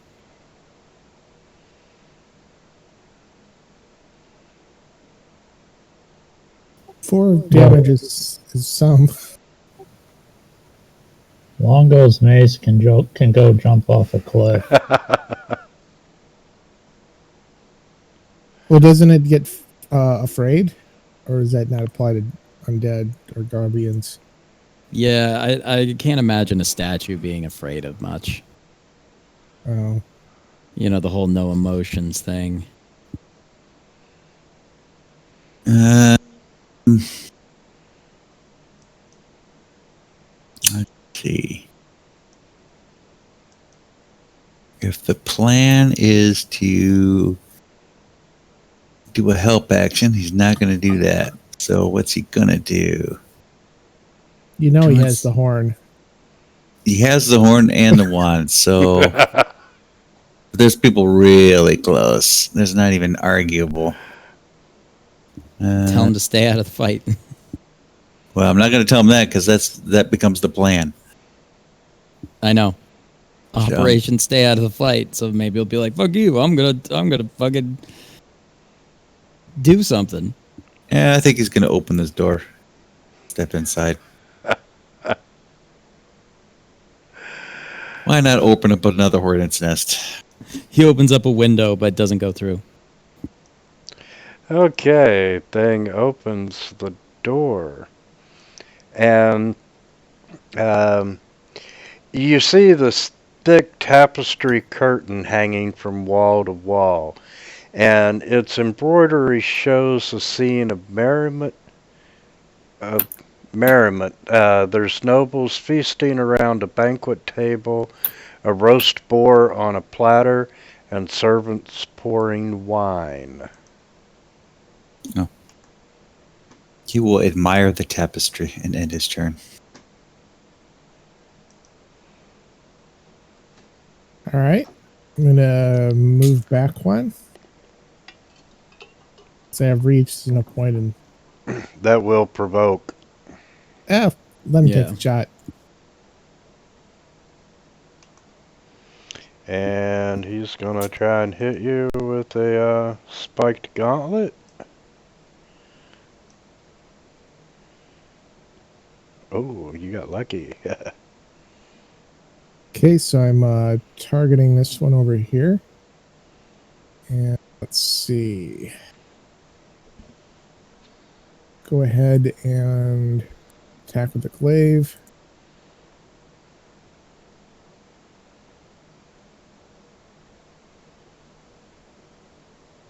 And I'll target him again. Another glaive shot.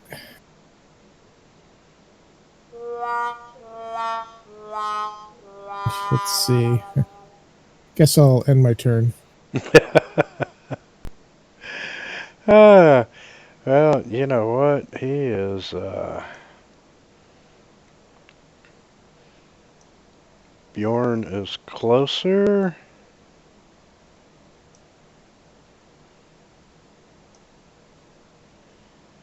And we're going to try another gauntlet.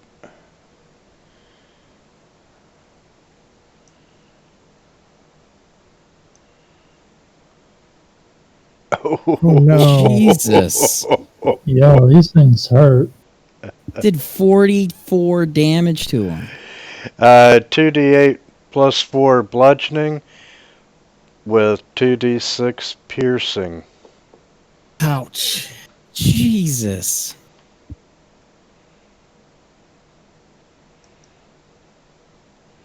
You did get one punch in though. And let's see. That seems to be about all I'm ever good for. He can come up. And we're going to try a gauntlet on Hates Birds.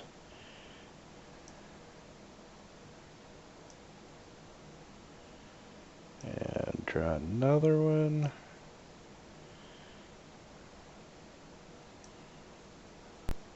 I like these guys.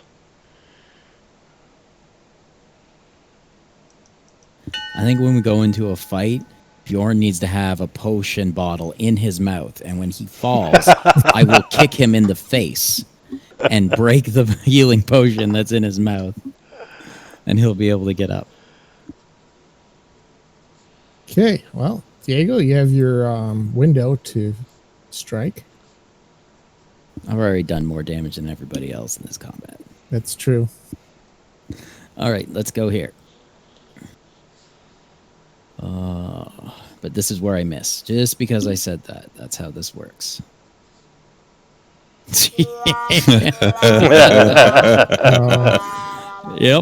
Yep. Well, since I already determined that that non-magical damage does jack all, I'm just gonna go over here.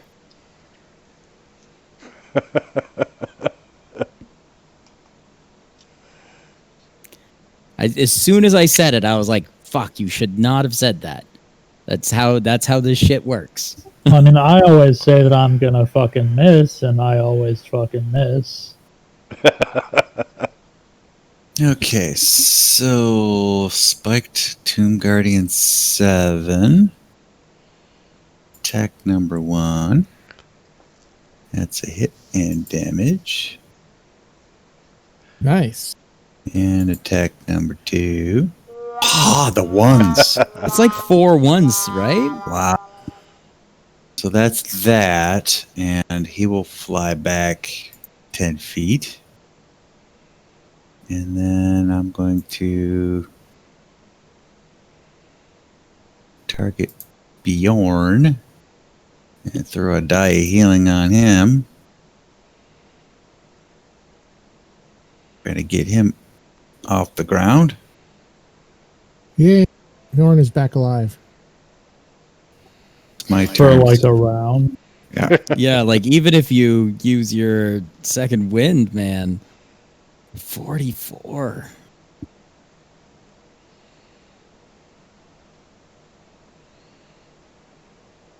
And he should still fly back 10 feet, so he'll be further away from Diego and I. Number 7. Yep, the bottom one. He's heavy now. So he would go there. No, he goes the other way. Oh. I wasn't pulling him He to goes, you.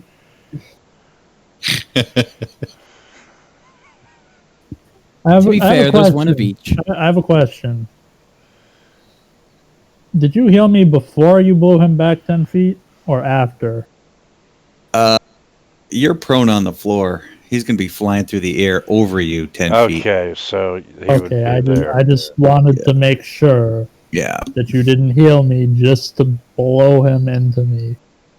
No, I shot him first and then I healed you, so.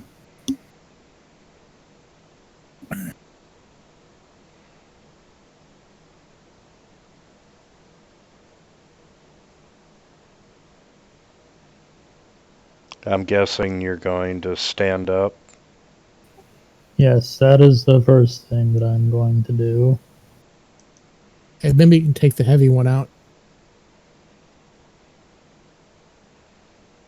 And the next thing I'm going to do is drop this fucking mace and whip out the magic battle axe. You don't even have to And drop see it. if- Just don't pick it up. You would have dropped it when you went down. What the fuck ever. I'm switching weapons and hopefully but not likely it works better.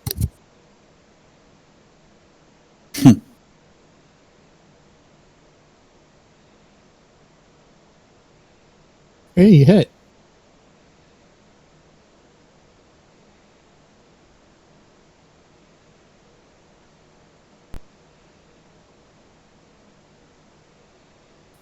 And you know what, since my ass is about to go down again anyway, I'm going to action surge.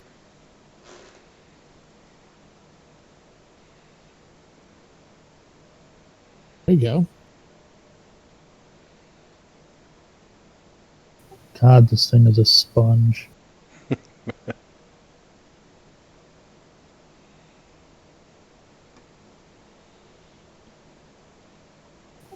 And then I'm gonna flip it off as I end my turn.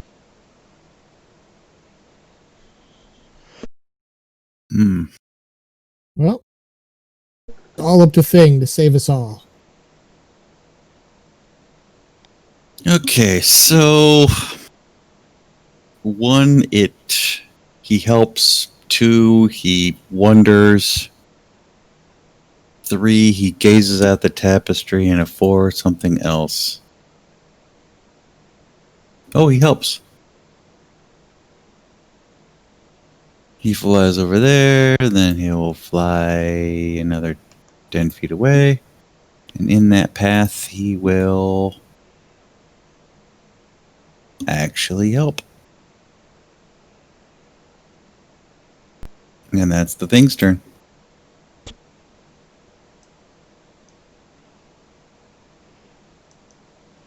All right. Hates birds. Gonna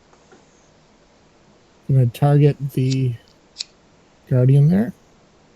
Closest, and I'll take a swing.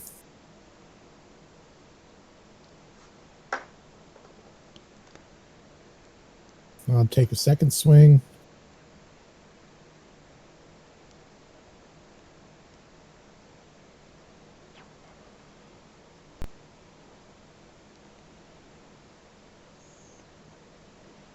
Let's see.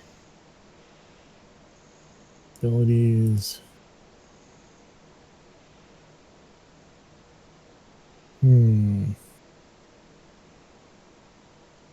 Well, Hungry Jaws wouldn't work, I don't think, because that doesn't have reach. So I'll consider my turnover.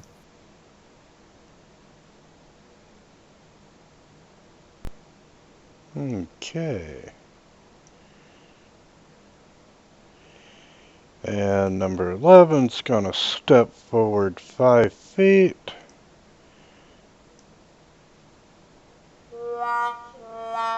And he misses horribly. And hits with the second one. Another 20. Wow, I do love those guys. Bam. Ouch. And that one's gonna take a swing.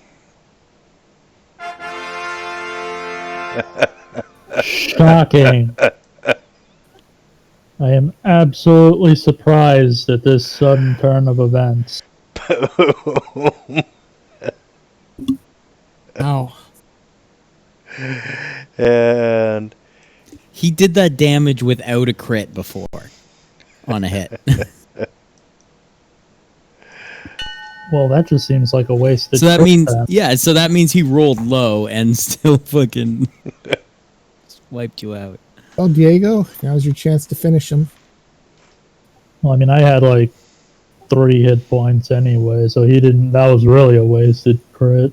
All he had to do was sneeze on me. Nice.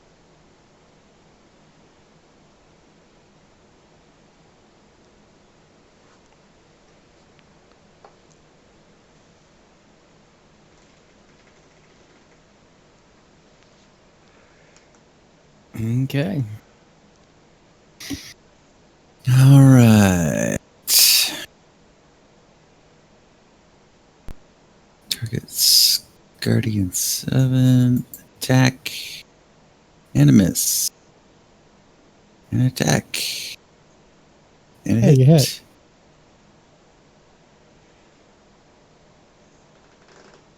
And it knocks him back 10 feet. And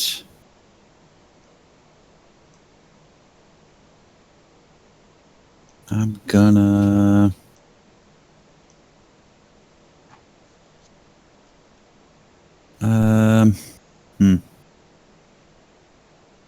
Okay, so now you did throw that thing at me. yeah, well, I'm gonna heal you now that you're at his feet. Now that I'm underneath 10 tons of There. Hey, Whatever it's it alive is. again. Yay. And it's spiked, right? So it's like grinding into you, turning you into hamburger. Cool. So I just wake up and I start screaming horribly. Okay. Just let me die. Yeah, and I'll run away a little further because they keep getting Because closer and I'm closer. gonna fucking kill you. All right, shoot. He's prolonging the suffering. Why can't he just wait till the fight's over? Okay, I'm assuming this thing is not prone. It is not, but you are. I have disadvantage if I attack while I'm prone, don't I? Yes. You kind of have one anyway from your rolls, though. I mean, Just stab straight up. He's It's not standing wrong. on top of you, just straight up.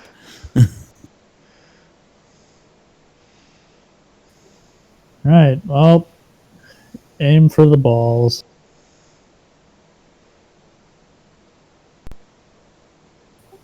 I'm suddenly reminded that it does not have any.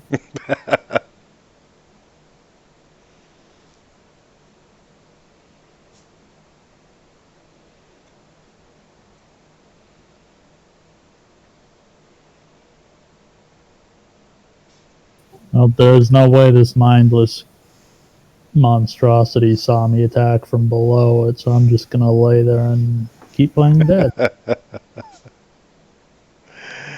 All right, thing. And the thing. Help wonder or... Ooh, something completely unexpected. You know, it would be completely unexpected, a Horn of Wonder. That was number 2. It seems exactly expected, considering, our past history with Thing and items that call of wonder. Who's gonna fly into the tomb further?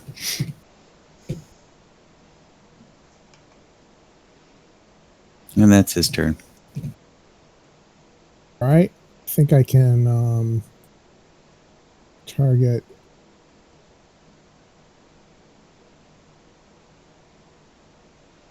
Which one's heavy? So that's Bjorn. I'll move 7 up so you can target him clearly. Yeah, I think this is the one. 7 is the one that's heavy damage, right? That is No. correct. All right. So I'm going to go ahead and take another glaive swing at him.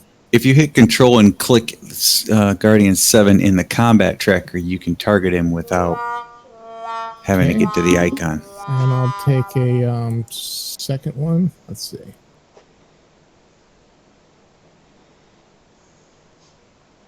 Let's see. Go. Swing glaive. Hit. Boom. Hey, got one. And the next thing I want to do is I have the Hungry Jaws. So I'm going to do... I think I can... Oh, let me see. I think I get extra attack with that, if I remember right.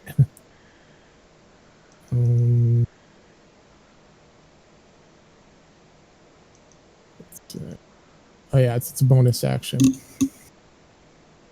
I'm going to try to bite him. Let's see, the other one. See, the one that's next to me, I think. Yeah. Give him a quick chomp. Not weird, but... and I'll just roll damage. You were targeting Bjorn. Oh, sorry.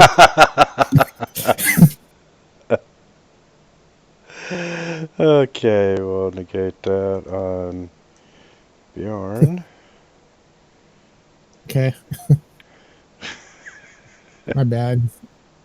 But I was hungry. And, okay, 6 points goes to number 11. On the turn.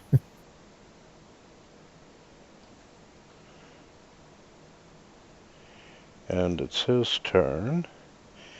And not only is Bjorn lying on the floor covered in his own blood, but now you murdered this tomb guardian who's bled out all over him. Adding insult to injury. I don't imagine these things bleed. I think it's more likely it just collapsed on top of me. Well, flesh golem has like blood in them, don't they? Oh, these are flesh golems? Yeah. I thought they were iron for some reason. I thought he said flesh golems earlier. Yeah, they got armor plate Yeah. stapled onto them. And hates birds gets hit.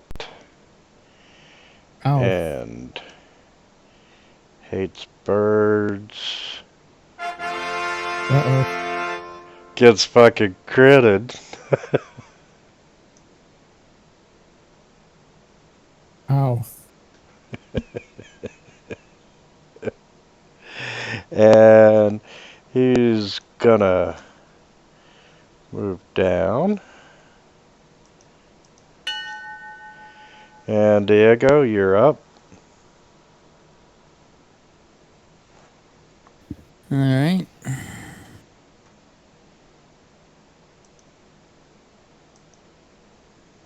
We'll move up and go after Spiky.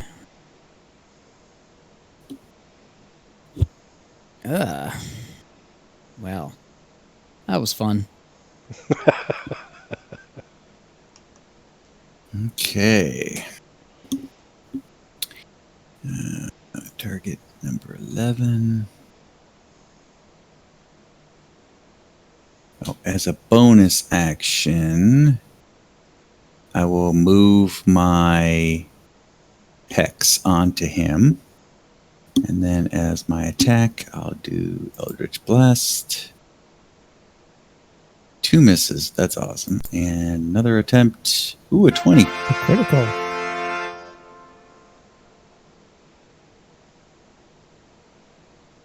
Points of damage, and he flies back 10 feet into Bjorn. Boing. My work here is done.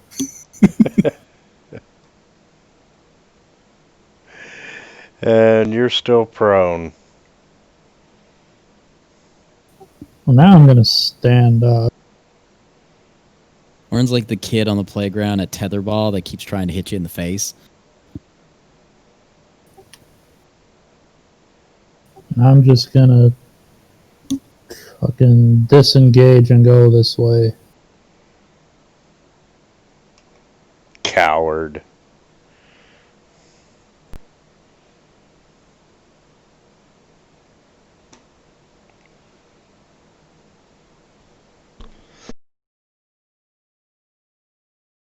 And I think that fits my current flaw pretty well. And thing. The thing will... For something else unexpected. It is going to...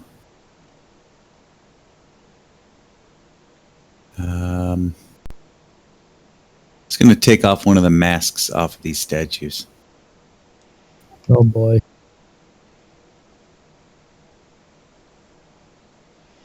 Okay. And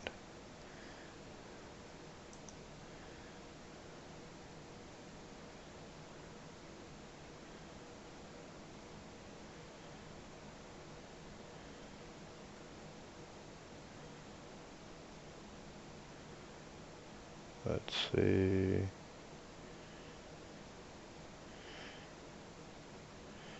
Okay, yeah. We'll come back to that. I'm just gonna guzzle my potion of supreme healing. 10d4 plus 20. Let's see, I just roll 3, 4, 5, 6, 7, 8, 9, 10. Okay. Before we apply your healing, Okay.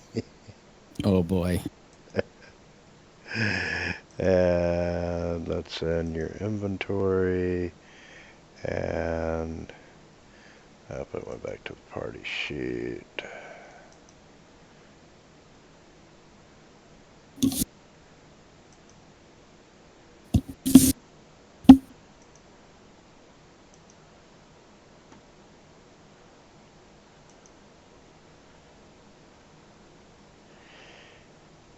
Okay.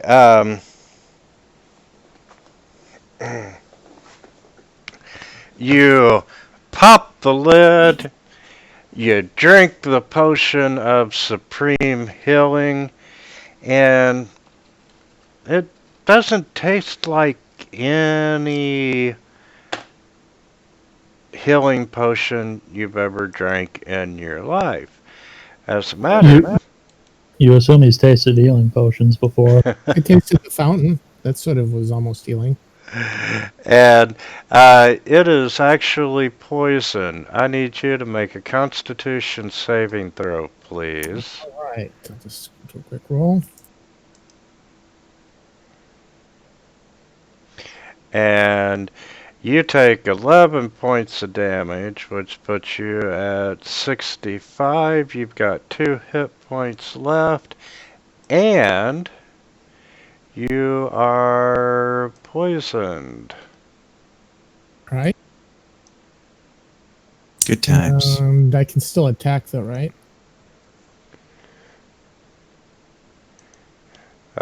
With poison,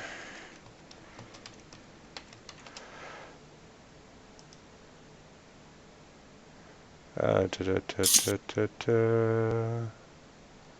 It's like disadvantage, I think. Yeah, poisoned is disadvantage. I have an advantage from the strength, though, so it cancels out, right? Yep.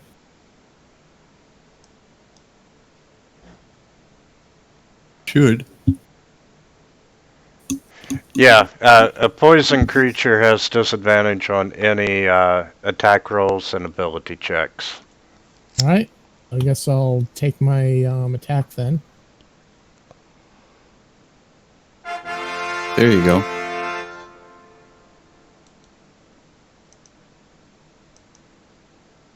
Okay. And I'll take my second attack.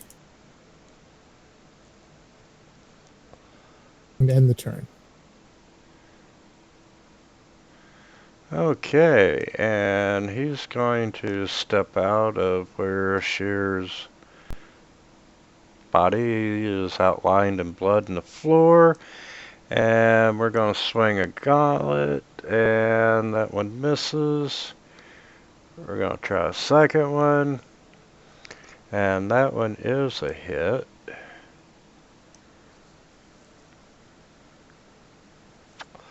And Hates Birds goes down. And with that, he is going to... He's still chained to his brother, though, right? Yep. Doesn't matter. He can't catch us anyways, even if he wasn't.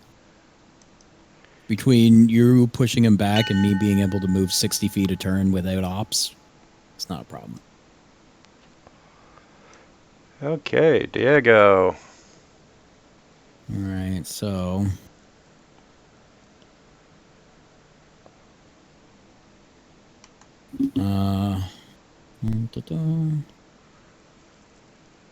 And the rest of the movement, I will move there, and then I shall bonus action dash. And move another 5.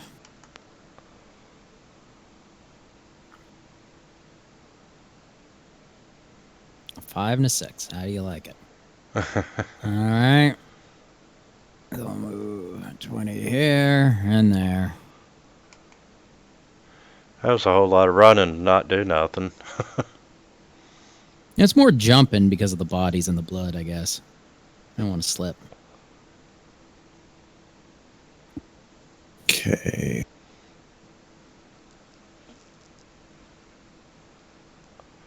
Weird, it's not giving me a range anymore. Who are you targeting? You think it's line of sight? No, I think it's. I have to put my cursor over myself. I didn't remember I had to do that before. 10, 15.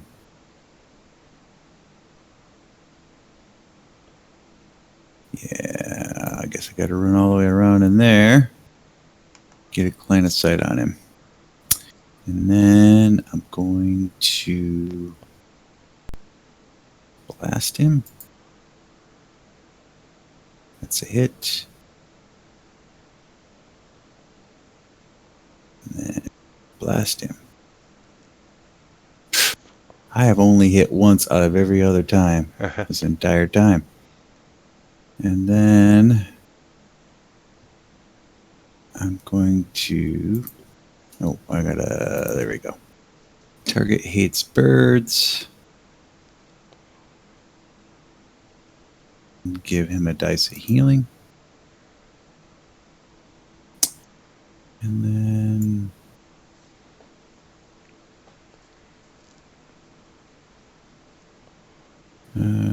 move 5 feet out of the way. And end my turn.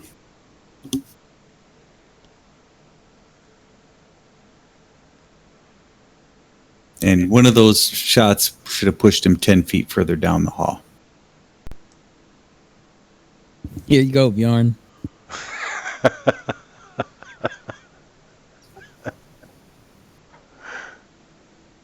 You know, I was going to try and toss some spells at it. Now I really think I am going to kill you.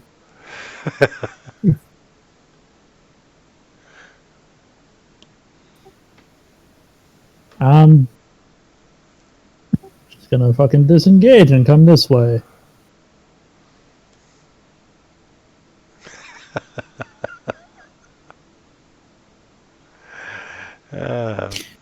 Things busy in the room above. We can skip him for now. Okay, so I have some hit points then, right? Yes, you have 4. Can I stand up and charge the Guardian? And attack him? Not only can you, but you should. Probably. Like, barbarians have increased movement, right? So you should be able to then. Well, it's half move to get up, To and then... up. So as long as he's 40. As long as he's 40 movement speed, he can get there. So I'm going to go ahead and Oh, no, 15, yeah, because of glaive, yeah. Attacking the Guardian. Mm-hmm.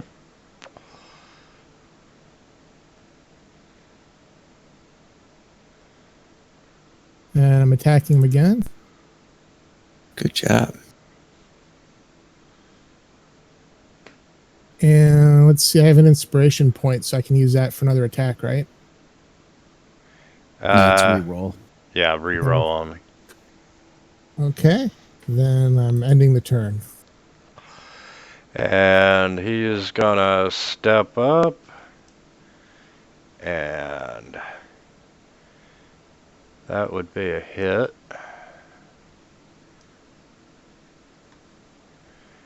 And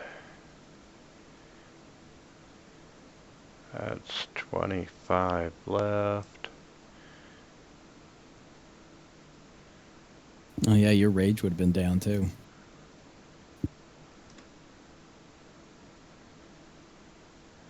And he's still got 5 feet that he can move further back.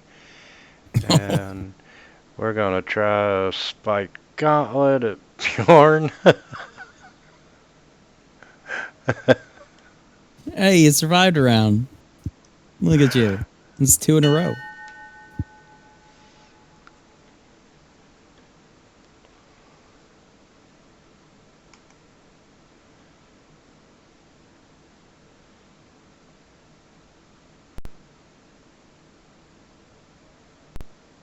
Hey, a hit.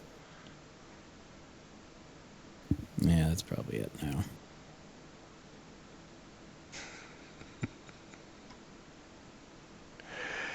Seriously, you couldn't even give me one death save? Just one? You killed Bjorn like 4 times in this fight, and you killed Hates Birds twice. I think you can do without a saving throw. Go.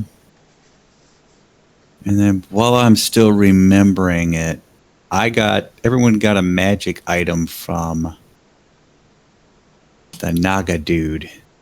I'm going to give my +1 magic dagger to Diego, so he will have something to do with his bonus action other than run away. Yeah, thank you. I will 'Cause- totally not be running away anymore. Yeah, I put dagger in there, but it's actually a +1 dagger.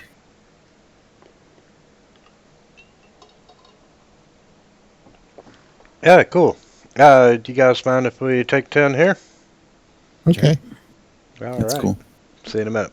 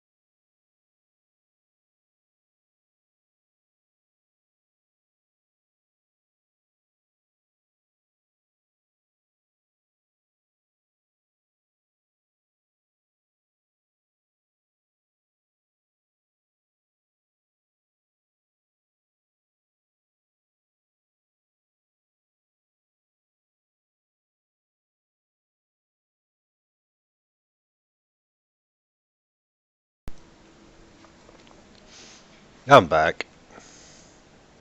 Cool.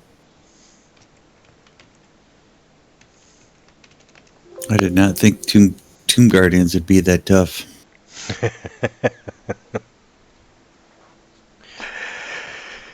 Well, since it is Tomb of Annihilation, when you actually hit the tomb, I turned on NPCs having max hit points.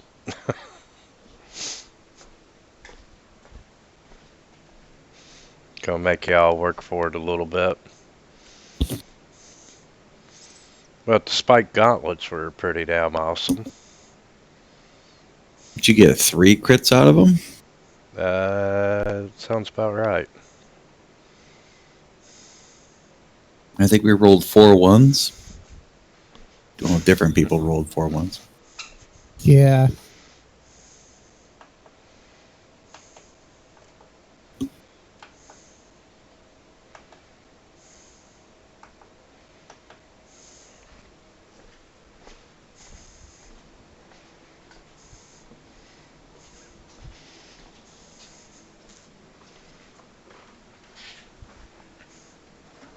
We're still waiting. Sheer just got back. Okay, let's start with experience points. So is it a long-term poison or kind of a more short-term, everything's cool now sort of poison? Everything is cool now, sort of poison. Okay. I'll use one of my hit dice during the rest.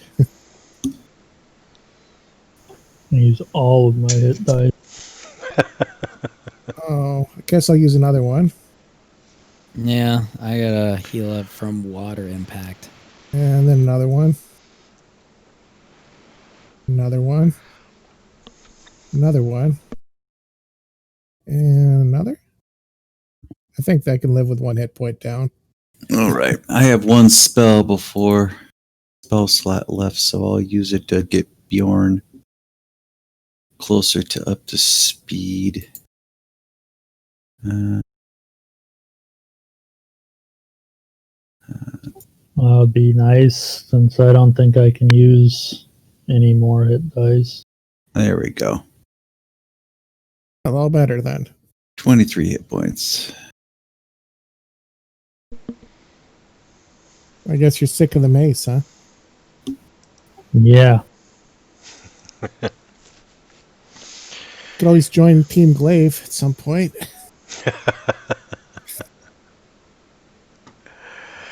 Okay, things in the tomb to the north and open the doors to the west. Take a look up here. Kind of climb along the wall. I'm gonna unlock tokens.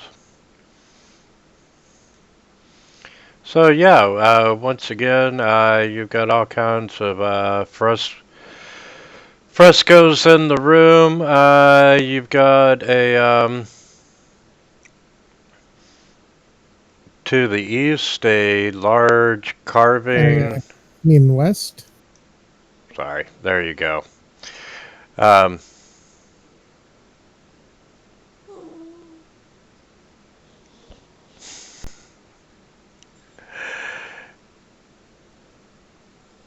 which room are you going in? Up or I down? think. Why don't we put on all the frog masks and open the sarcophagus? There's 4 of us, right?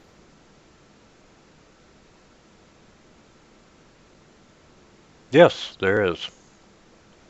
Well, what happens when Thing takes the mask off the statue? Thing has a mask. And let me identify the.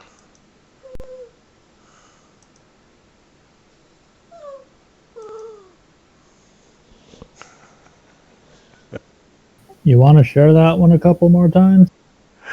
Yeah, that's a different one actually.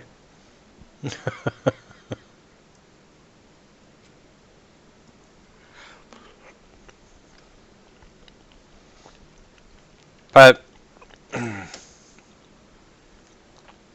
as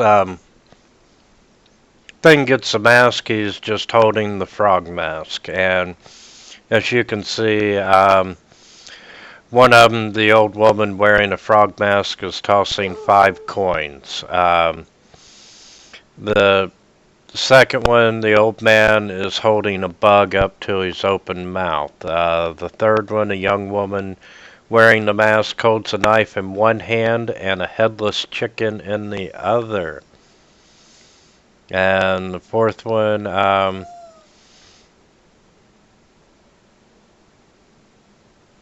you can see it, that it's grasping a lit candle.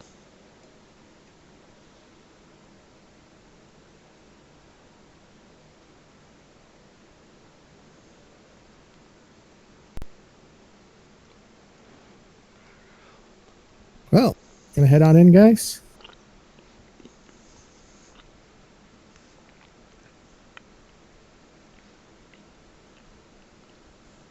What could go wrong? I still vividly remember the frog myth. I have no interest in dealing with that fucking thing.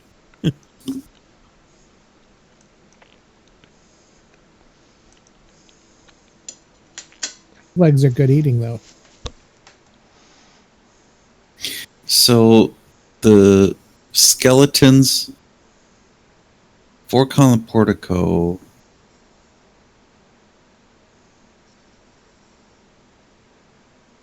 Around the sarcophagus. So the masks aren't on the posts, they're in the alcoves?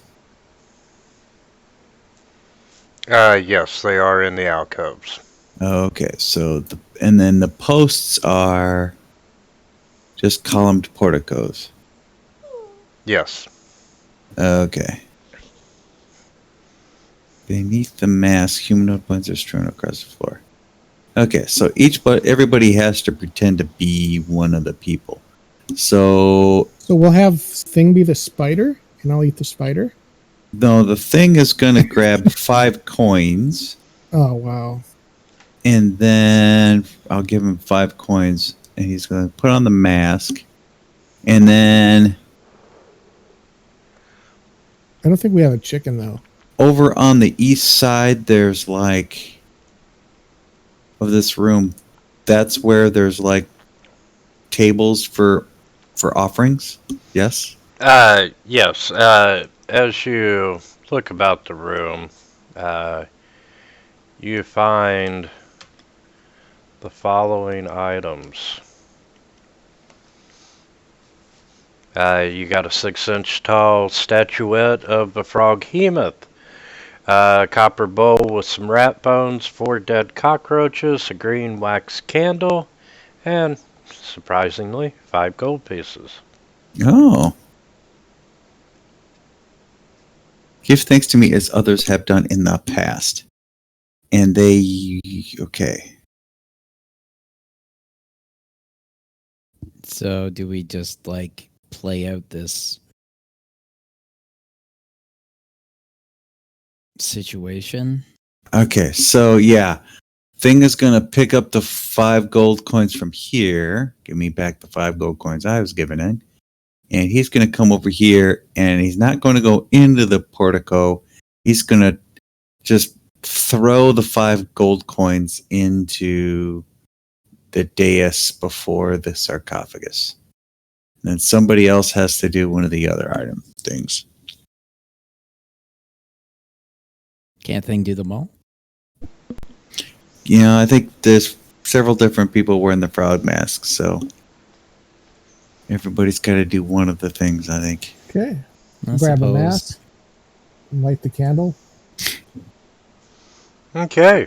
You're wearing and lighting a candle. Okay. All right. I think I just had to hold it. So Okay. And somebody else has to eat a bug, which I kind of thought would be the lizard man because he's all into that. yeah, they're dead though and more alive. Well, it doesn't show them eating the bug. It shows them feeding the bug to the frog myth. So do we like hold it over the statue? old man wearing a frog man holds a bug up to his open mouth.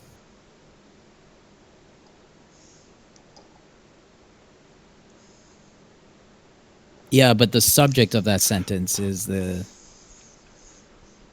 Totally eating a bug. I'm pretty sure they mean the frog like behemoth that's eating a bug because it's a frog. I think you're and eating they're a holding- bug like a frog to show like kinship with him. Yeah, well, one of you guys do that then.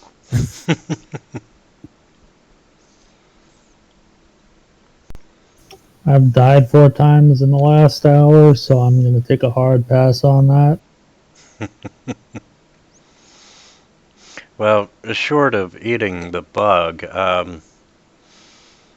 are you going to do about the, what did she have? A headless chicken.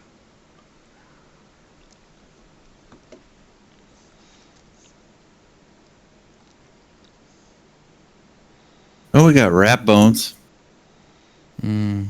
Tastes like chicken.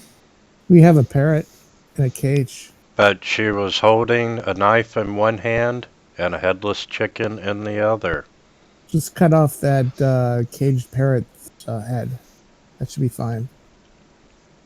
It was a skeleton parrot, though, wasn't it? Yeah.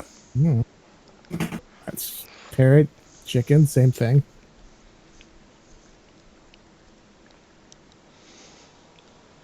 So, who are we going to blood sacrifice?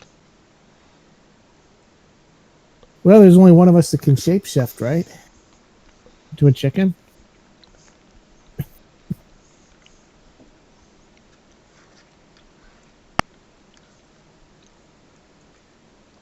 Doesn't necessarily have to be a chicken.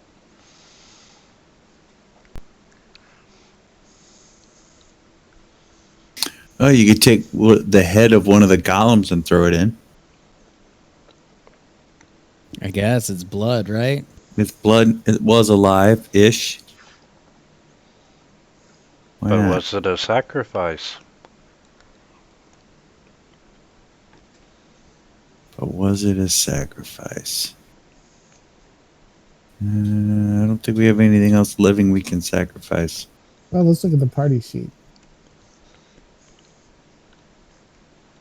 Let's see. We got skeletal songbird. And Thing?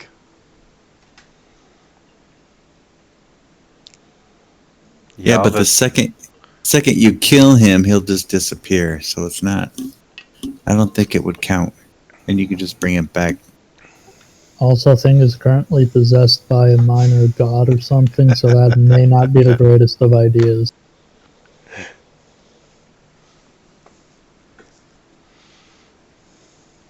well, we can't do the ritual. Maybe we should just rip the whole thing open and see what's inside. What could go wrong? Well, come on in, guys. Let's go ahead and get ready. The frog behemoth could go wrong. I'm Yep, following I've been Diego. dreading this tomb since we came in here. Okay, well, there's another place over to the left here, on the west side. That sounds like a much better idea. Okay. Maybe there'll be a chicken in the room. Ah, good God, y'all keep making me add shit and delete shit from the combat tracker. Ha! See? I was right. It was a bad idea. Oh, it could have been good stuff in there. Well, it's still there. Go on ahead.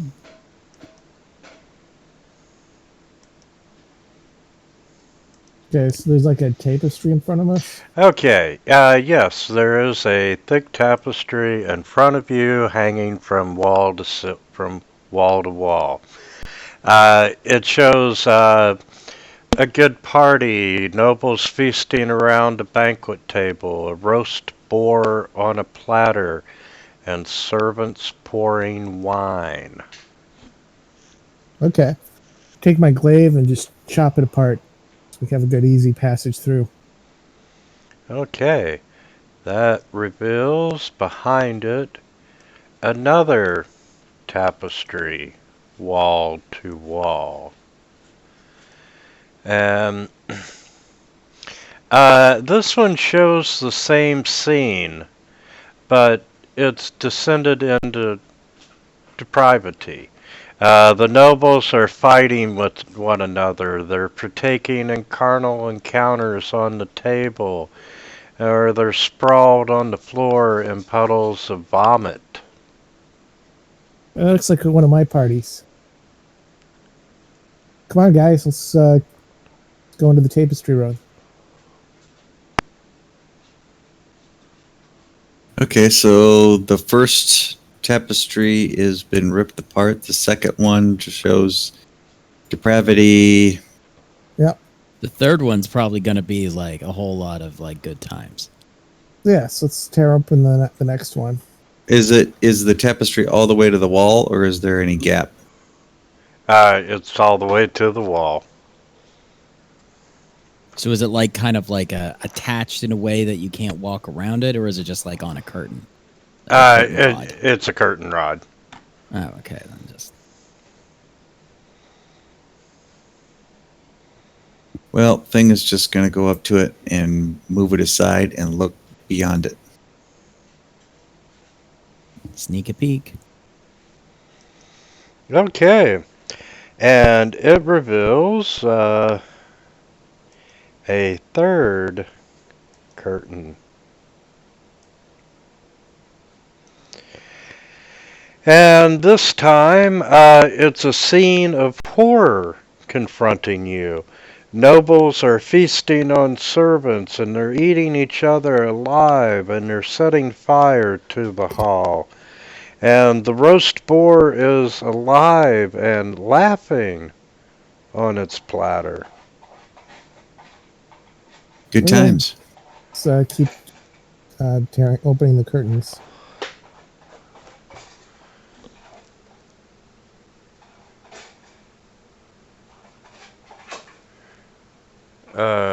Okay. You're going all the way back to the third curtain, hates birds? Yeah, we're just ripping those things apart. Going on Okay. Both Thing and hates birds, I need a wisdom saving throw. All right. Wow, and you both have crits. What the hell? Yeah, totally random. Totally random. Okay, as you're looking at this third curtain, the scene of horror gets to you, and you're frightened of it for just a moment, but you overcome it.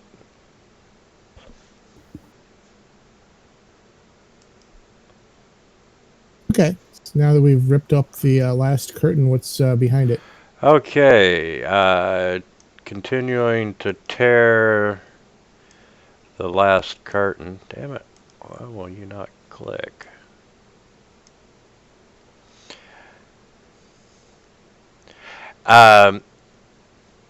You see this rotting head of a giant boar is mounted to the wall behind the final curtain. You can see fresh blood and gore splattering its tusk and dribbling down the wall beneath it. Okay, great. We found our sacrifice for the room. Come on, guys, let's get it in there. And since you have tore down all three curtains, I need the three of you to make a wisdom saving throw. Whoops. What the fuck? Sixes and 20s. Like, and now Bjorn gets it. Although it's probably now's the best time. Yeah, especially for having wisdom. Okay, Oren, yeah, you would have rolled for Thing, because you're not in the room yet. Thing and hates birds.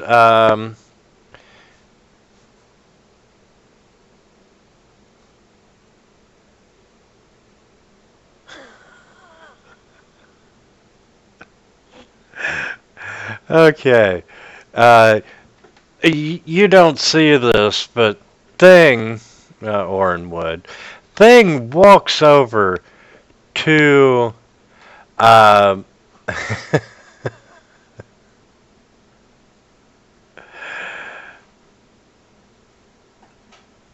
okay. Let's start with initiative first. Fantastic. 3 6s. Oh, I rolled a 20. There's the one. Balance has been restored to the universe or something. And we'll give Thing. Do you want Thing to go first, or do you want to go first, Orin? he can go first. So I'll put you at the 4. Oh, I rolled twice because I'm a halfling. Oh.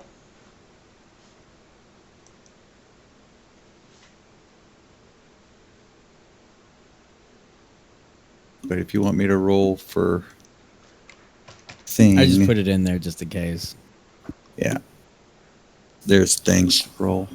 like if later down. Okay, Thing is at 16.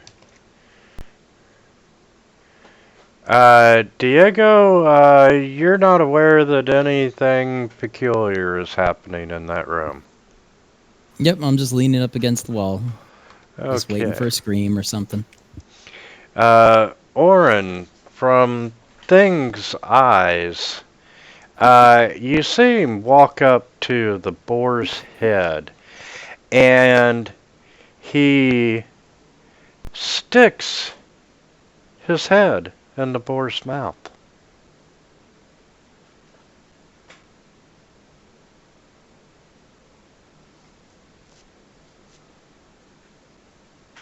Well, that sounds like a bad idea.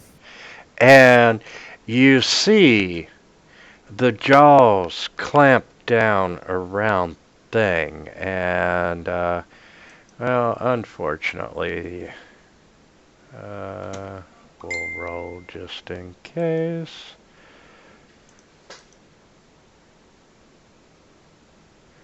Remember, his dex is 23. So if there's a dex save involved, he'll make it. Doesn't Yeah, he get that after he has a long rest, though? Like into the tunes, or is that not how it works? No, yeah. that's the possession that gives it to him. So that's instantaneous. Oh, Yes. You see the jaws clamp down on Thing, and try as he might to escape, he ends up taking 33 points of slashing damage.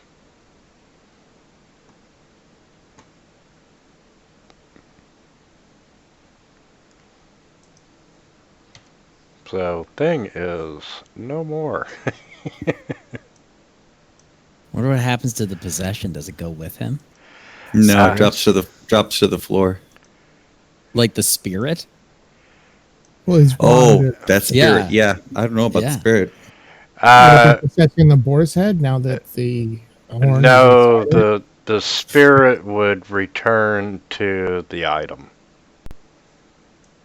which is being eaten by the boar, right? So when Thing comes back, he's got to make a possession save. Okay. And Orin, you just watched your familiar get chomped in half. Well, mm, and they tore up the curtain, so I can have a clear shot at the boar's head. That is correct.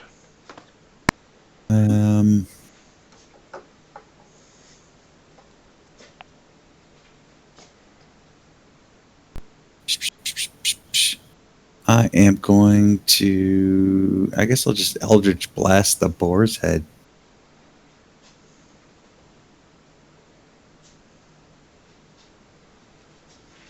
For lack of a better thing to do. You know, I don't even see it on the combat tracker. Hold on, I'll give it to you.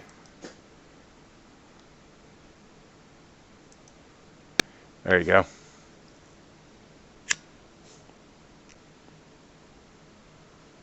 Well.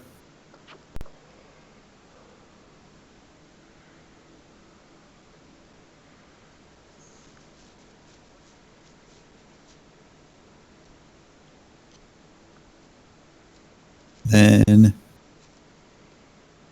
I will 5, 10, 15. Run around the corner so if it blasts me back, I can't get hit.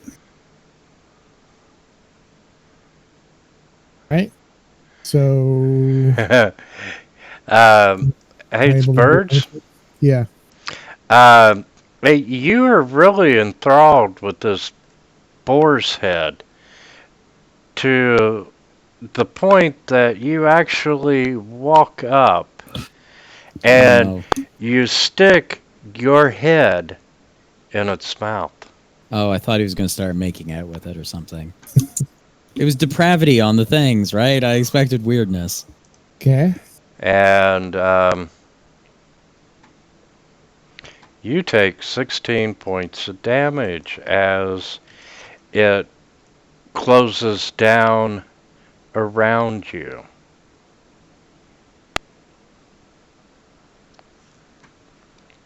Okay. And unfortunately, that's all you're doing your turn. Can I rage? No, you cannot. Okay. Well, clearly something's up with this thing, and I don't want to get too close to it.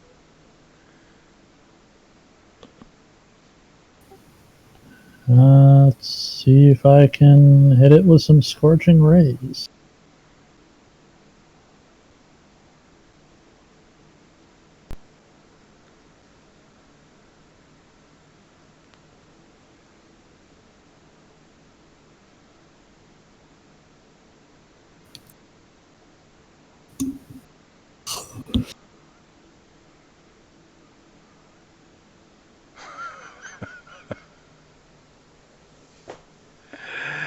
And you manage to destroy the boar's head and hates birds.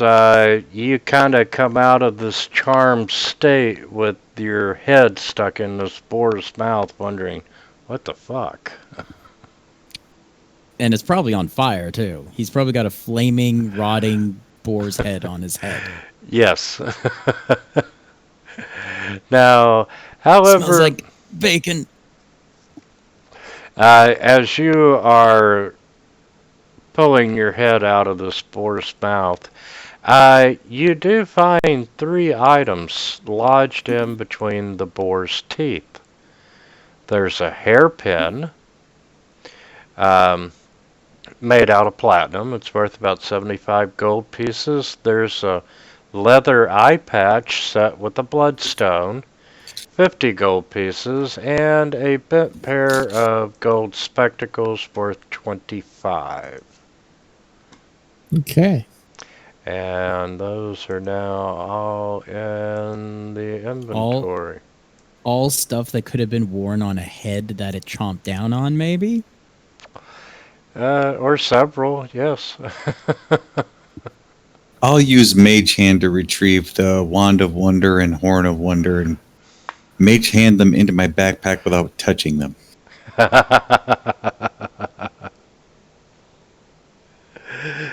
Okay. Wow, we covered quite a bit of that.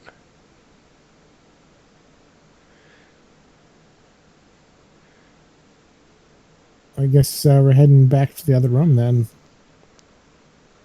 If you guys want to, well, I guess we could search if there's any like hidden doors or anything.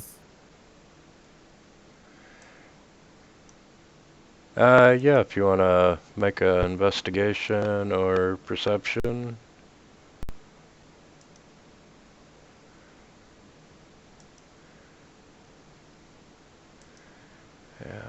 I don't see nothing.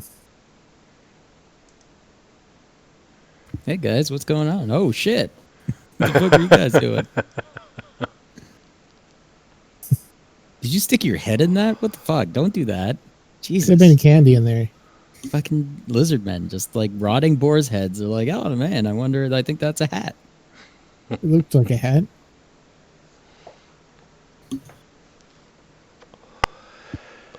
So thing got killed by a boar's head.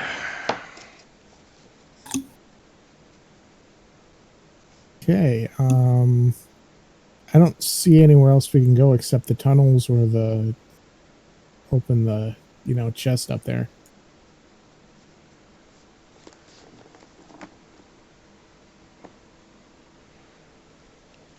Just want to go in the tunnels. I think the chest is the way to go. All right. So let's grab our sacrifice, the flaming boar's head. Isn't it just as much of a sacrifice as the golems? I'm just throwing it in there anyway. All right. I'm staying out of the way. Let the frogmouth eat them. Bacon's very popular with eldritch entities.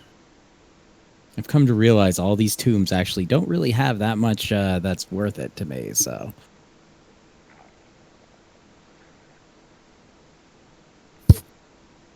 There we go. Okay, as you throw the boar's head to the shrine,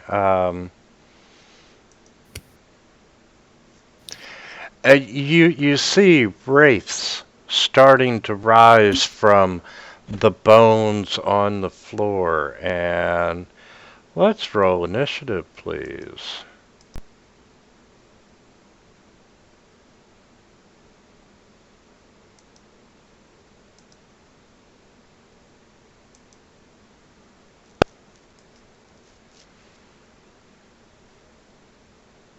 Well, that was a waste of a 20. That was the wrong thing, I guess.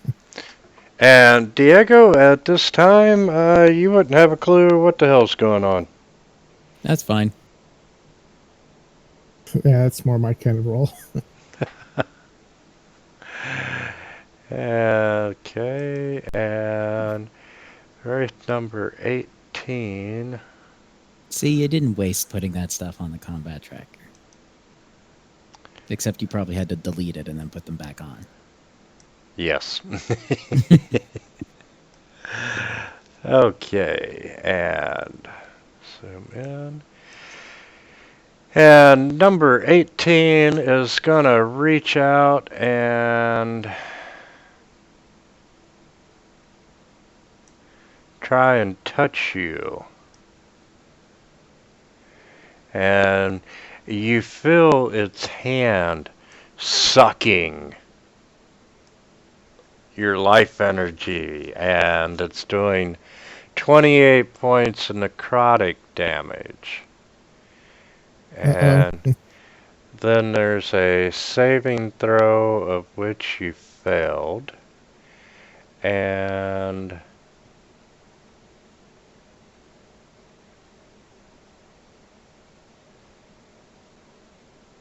your hit point maximum is reduced by 12.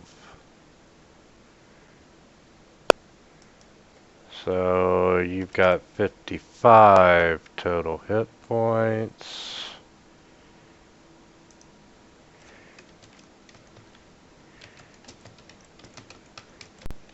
Uh, 12. You get those back at a long rest. Okay.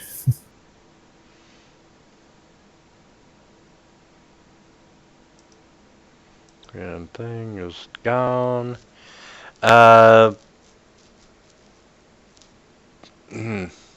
Bjorn, you wouldn't know anything's really happening in that room. No, I don't imagine I would. That doesn't mean I can't be walking towards it anyway. That is correct.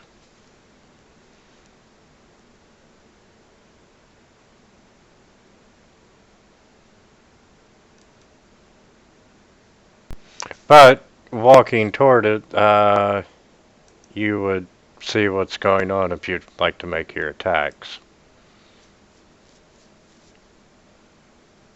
No one's yelled out or done anything to make any real noise yet. I'm just like, those guys are still fucking around in that tomb. I guess the way this day's been going, I might as well burn my only other second level spell slot. Actually, hang on. Before I do something absolutely fucking stupid, I assume this would be an Arcana check. Yes. What do I know about these things, particularly in terms of any kind of resistances? Okay, with Wraith, you know they resist acid, cold, fire, lightning, thunder. They resist bludgeoning, piercing, slashing, non-magical, non-silver. You know they're immune to necrotic damage and poison. They're immune to charm, grappled, paralyzed, petrified, poisoned, prone, or restrained. You know that they do drain the life out of you. Um,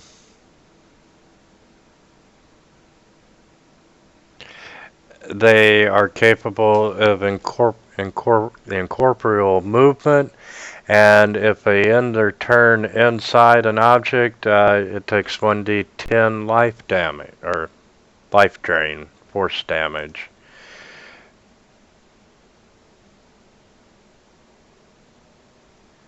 And if you die in the presence of one, they have the ability to make you a specter.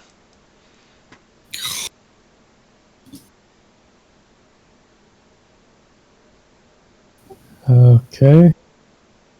I think we have a problem, Houston.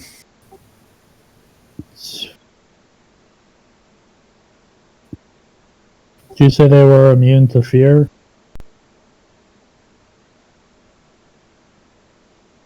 No, they are not immune to fear. Alright, well, I guess let me see if I can even reach any of them from where I am.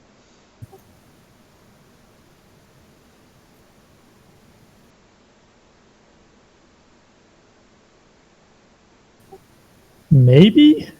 2 of them? Would 7 and 18 count or no? Yeah, I'll give it to you. Okay, well, I guess I'll pull the mace back out.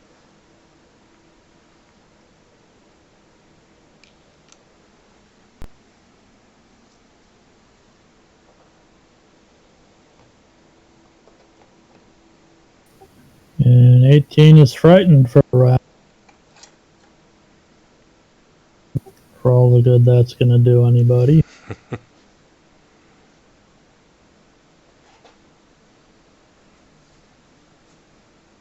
I'm gonna...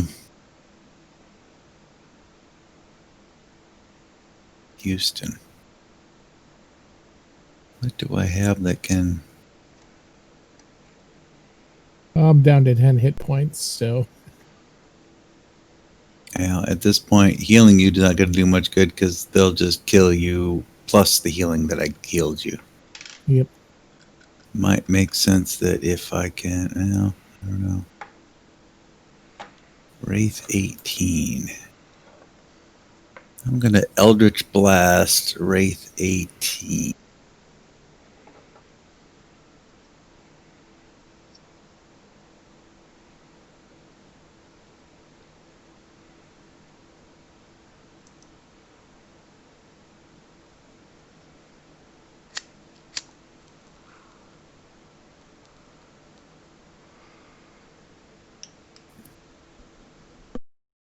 And then do it again.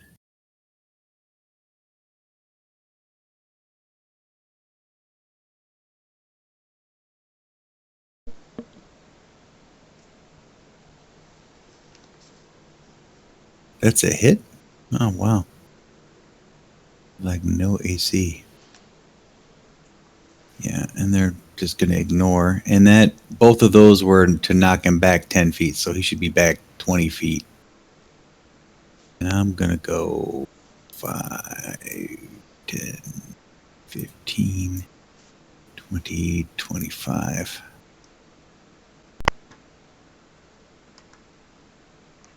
And end my turn. Okay, number 7.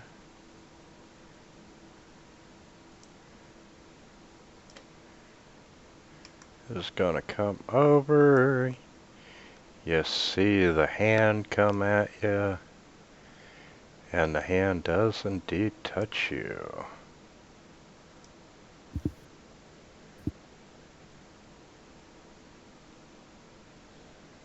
Ooh, and you're dying on the floor.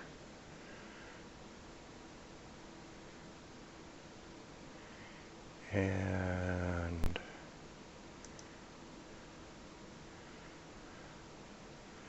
number 9 is going to fly down and across.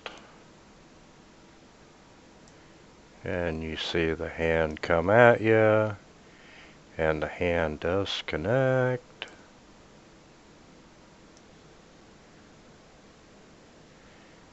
And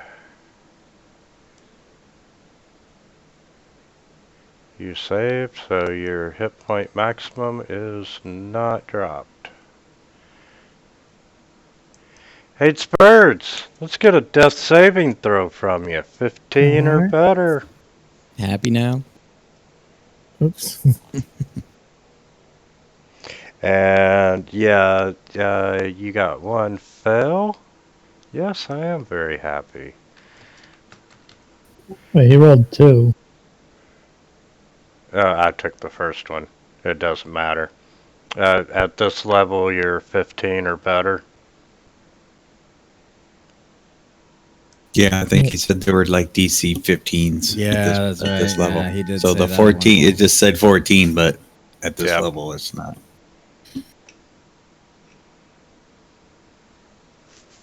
Okay. And then I'll dash. A bonus action. And Diego's on the scene. Because I heard blood-curdling lizard death. And I'll poke at the shade. Oh, hey, it hit.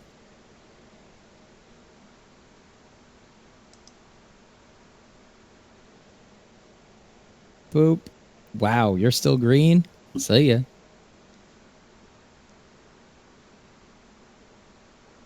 It's bad, guys.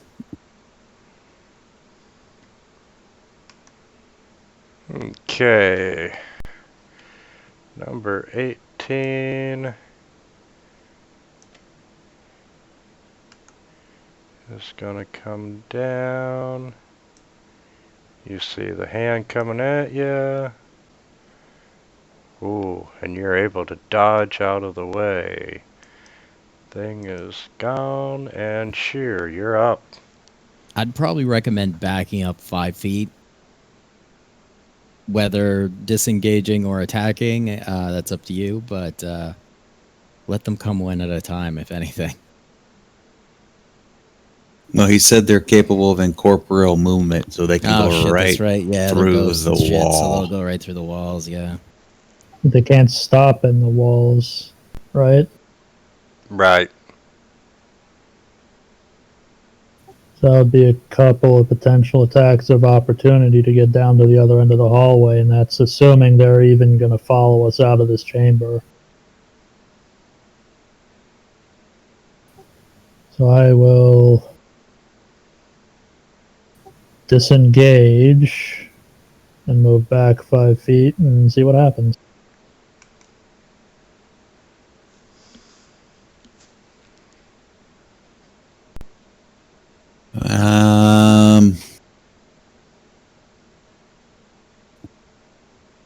Let's see. From this location, I probably don't have line of sight through 3 people. Or 2 people.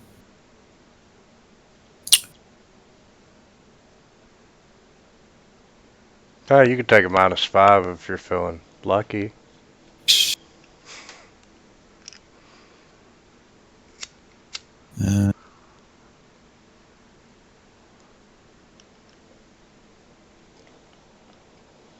And they're pseudo-immune to fire.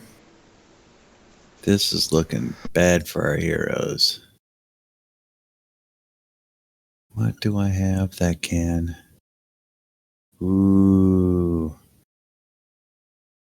Oh, I don't think I have much choice. Banishment? No, it's worse than that. Wand of Wonder. It's worse than that. The fuck do we have that's... Conjure animals, baby. Oh, God. I was wondering when it was going to come out. I'm going to take this opportunity to quit and go to bed. Thank you. Have a good night.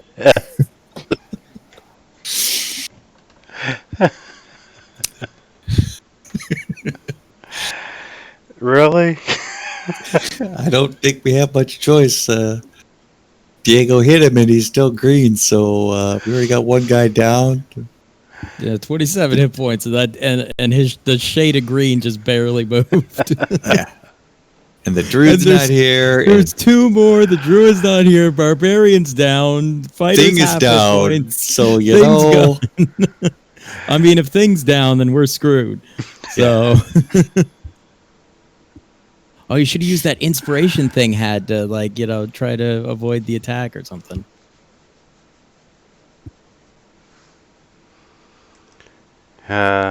Wolves. That was my. Yeah. Well, they're not magical. I don't suppose there even is a magical animal, is there? Oh well. Yeah, I don't know. Yeah, well, at least they'll be fodder for the wraiths, right? I mean, you could argue, but then he would have to add the magic description on every single fucking one of them. Yeah, I'm gonna say conjuring animals doesn't. Because you could be like, well, it's a magic spell, and well, it summons them from the Feywild, and but yeah. At least they're a meat shield. Now, if you want to pause right here and wait till You want to pause right here? stuff comes back, you can. Maybe he might make a difference. Put him right in the middle of the room, though. We'll let him be the alpha dog. Give him another dog party. I don't know. Maybe you could get like... Can you summon gorillas and maybe like a gorilla could like grab Hate's birds and drag him out? I don't know how dragon... And they can follow us through the walls. At this point, if we don't slow them down while we're hitting them, we're dead. Yeah. Yeah, Right. because that would just be taking the chance that they can't can't leave the room. Well, you'd know it around if they can't. That's the thing, right? But do we want to, as Wintermute says, pause before the wolves come out and have? However, you do have multi-attack capability. breaking up. You have multi-attack. So multi-attack. and you got 2 wands of wonder. That's 14 charges. Granted, though, all he's going to do is make them really big wraiths. And then put some grass on the ground.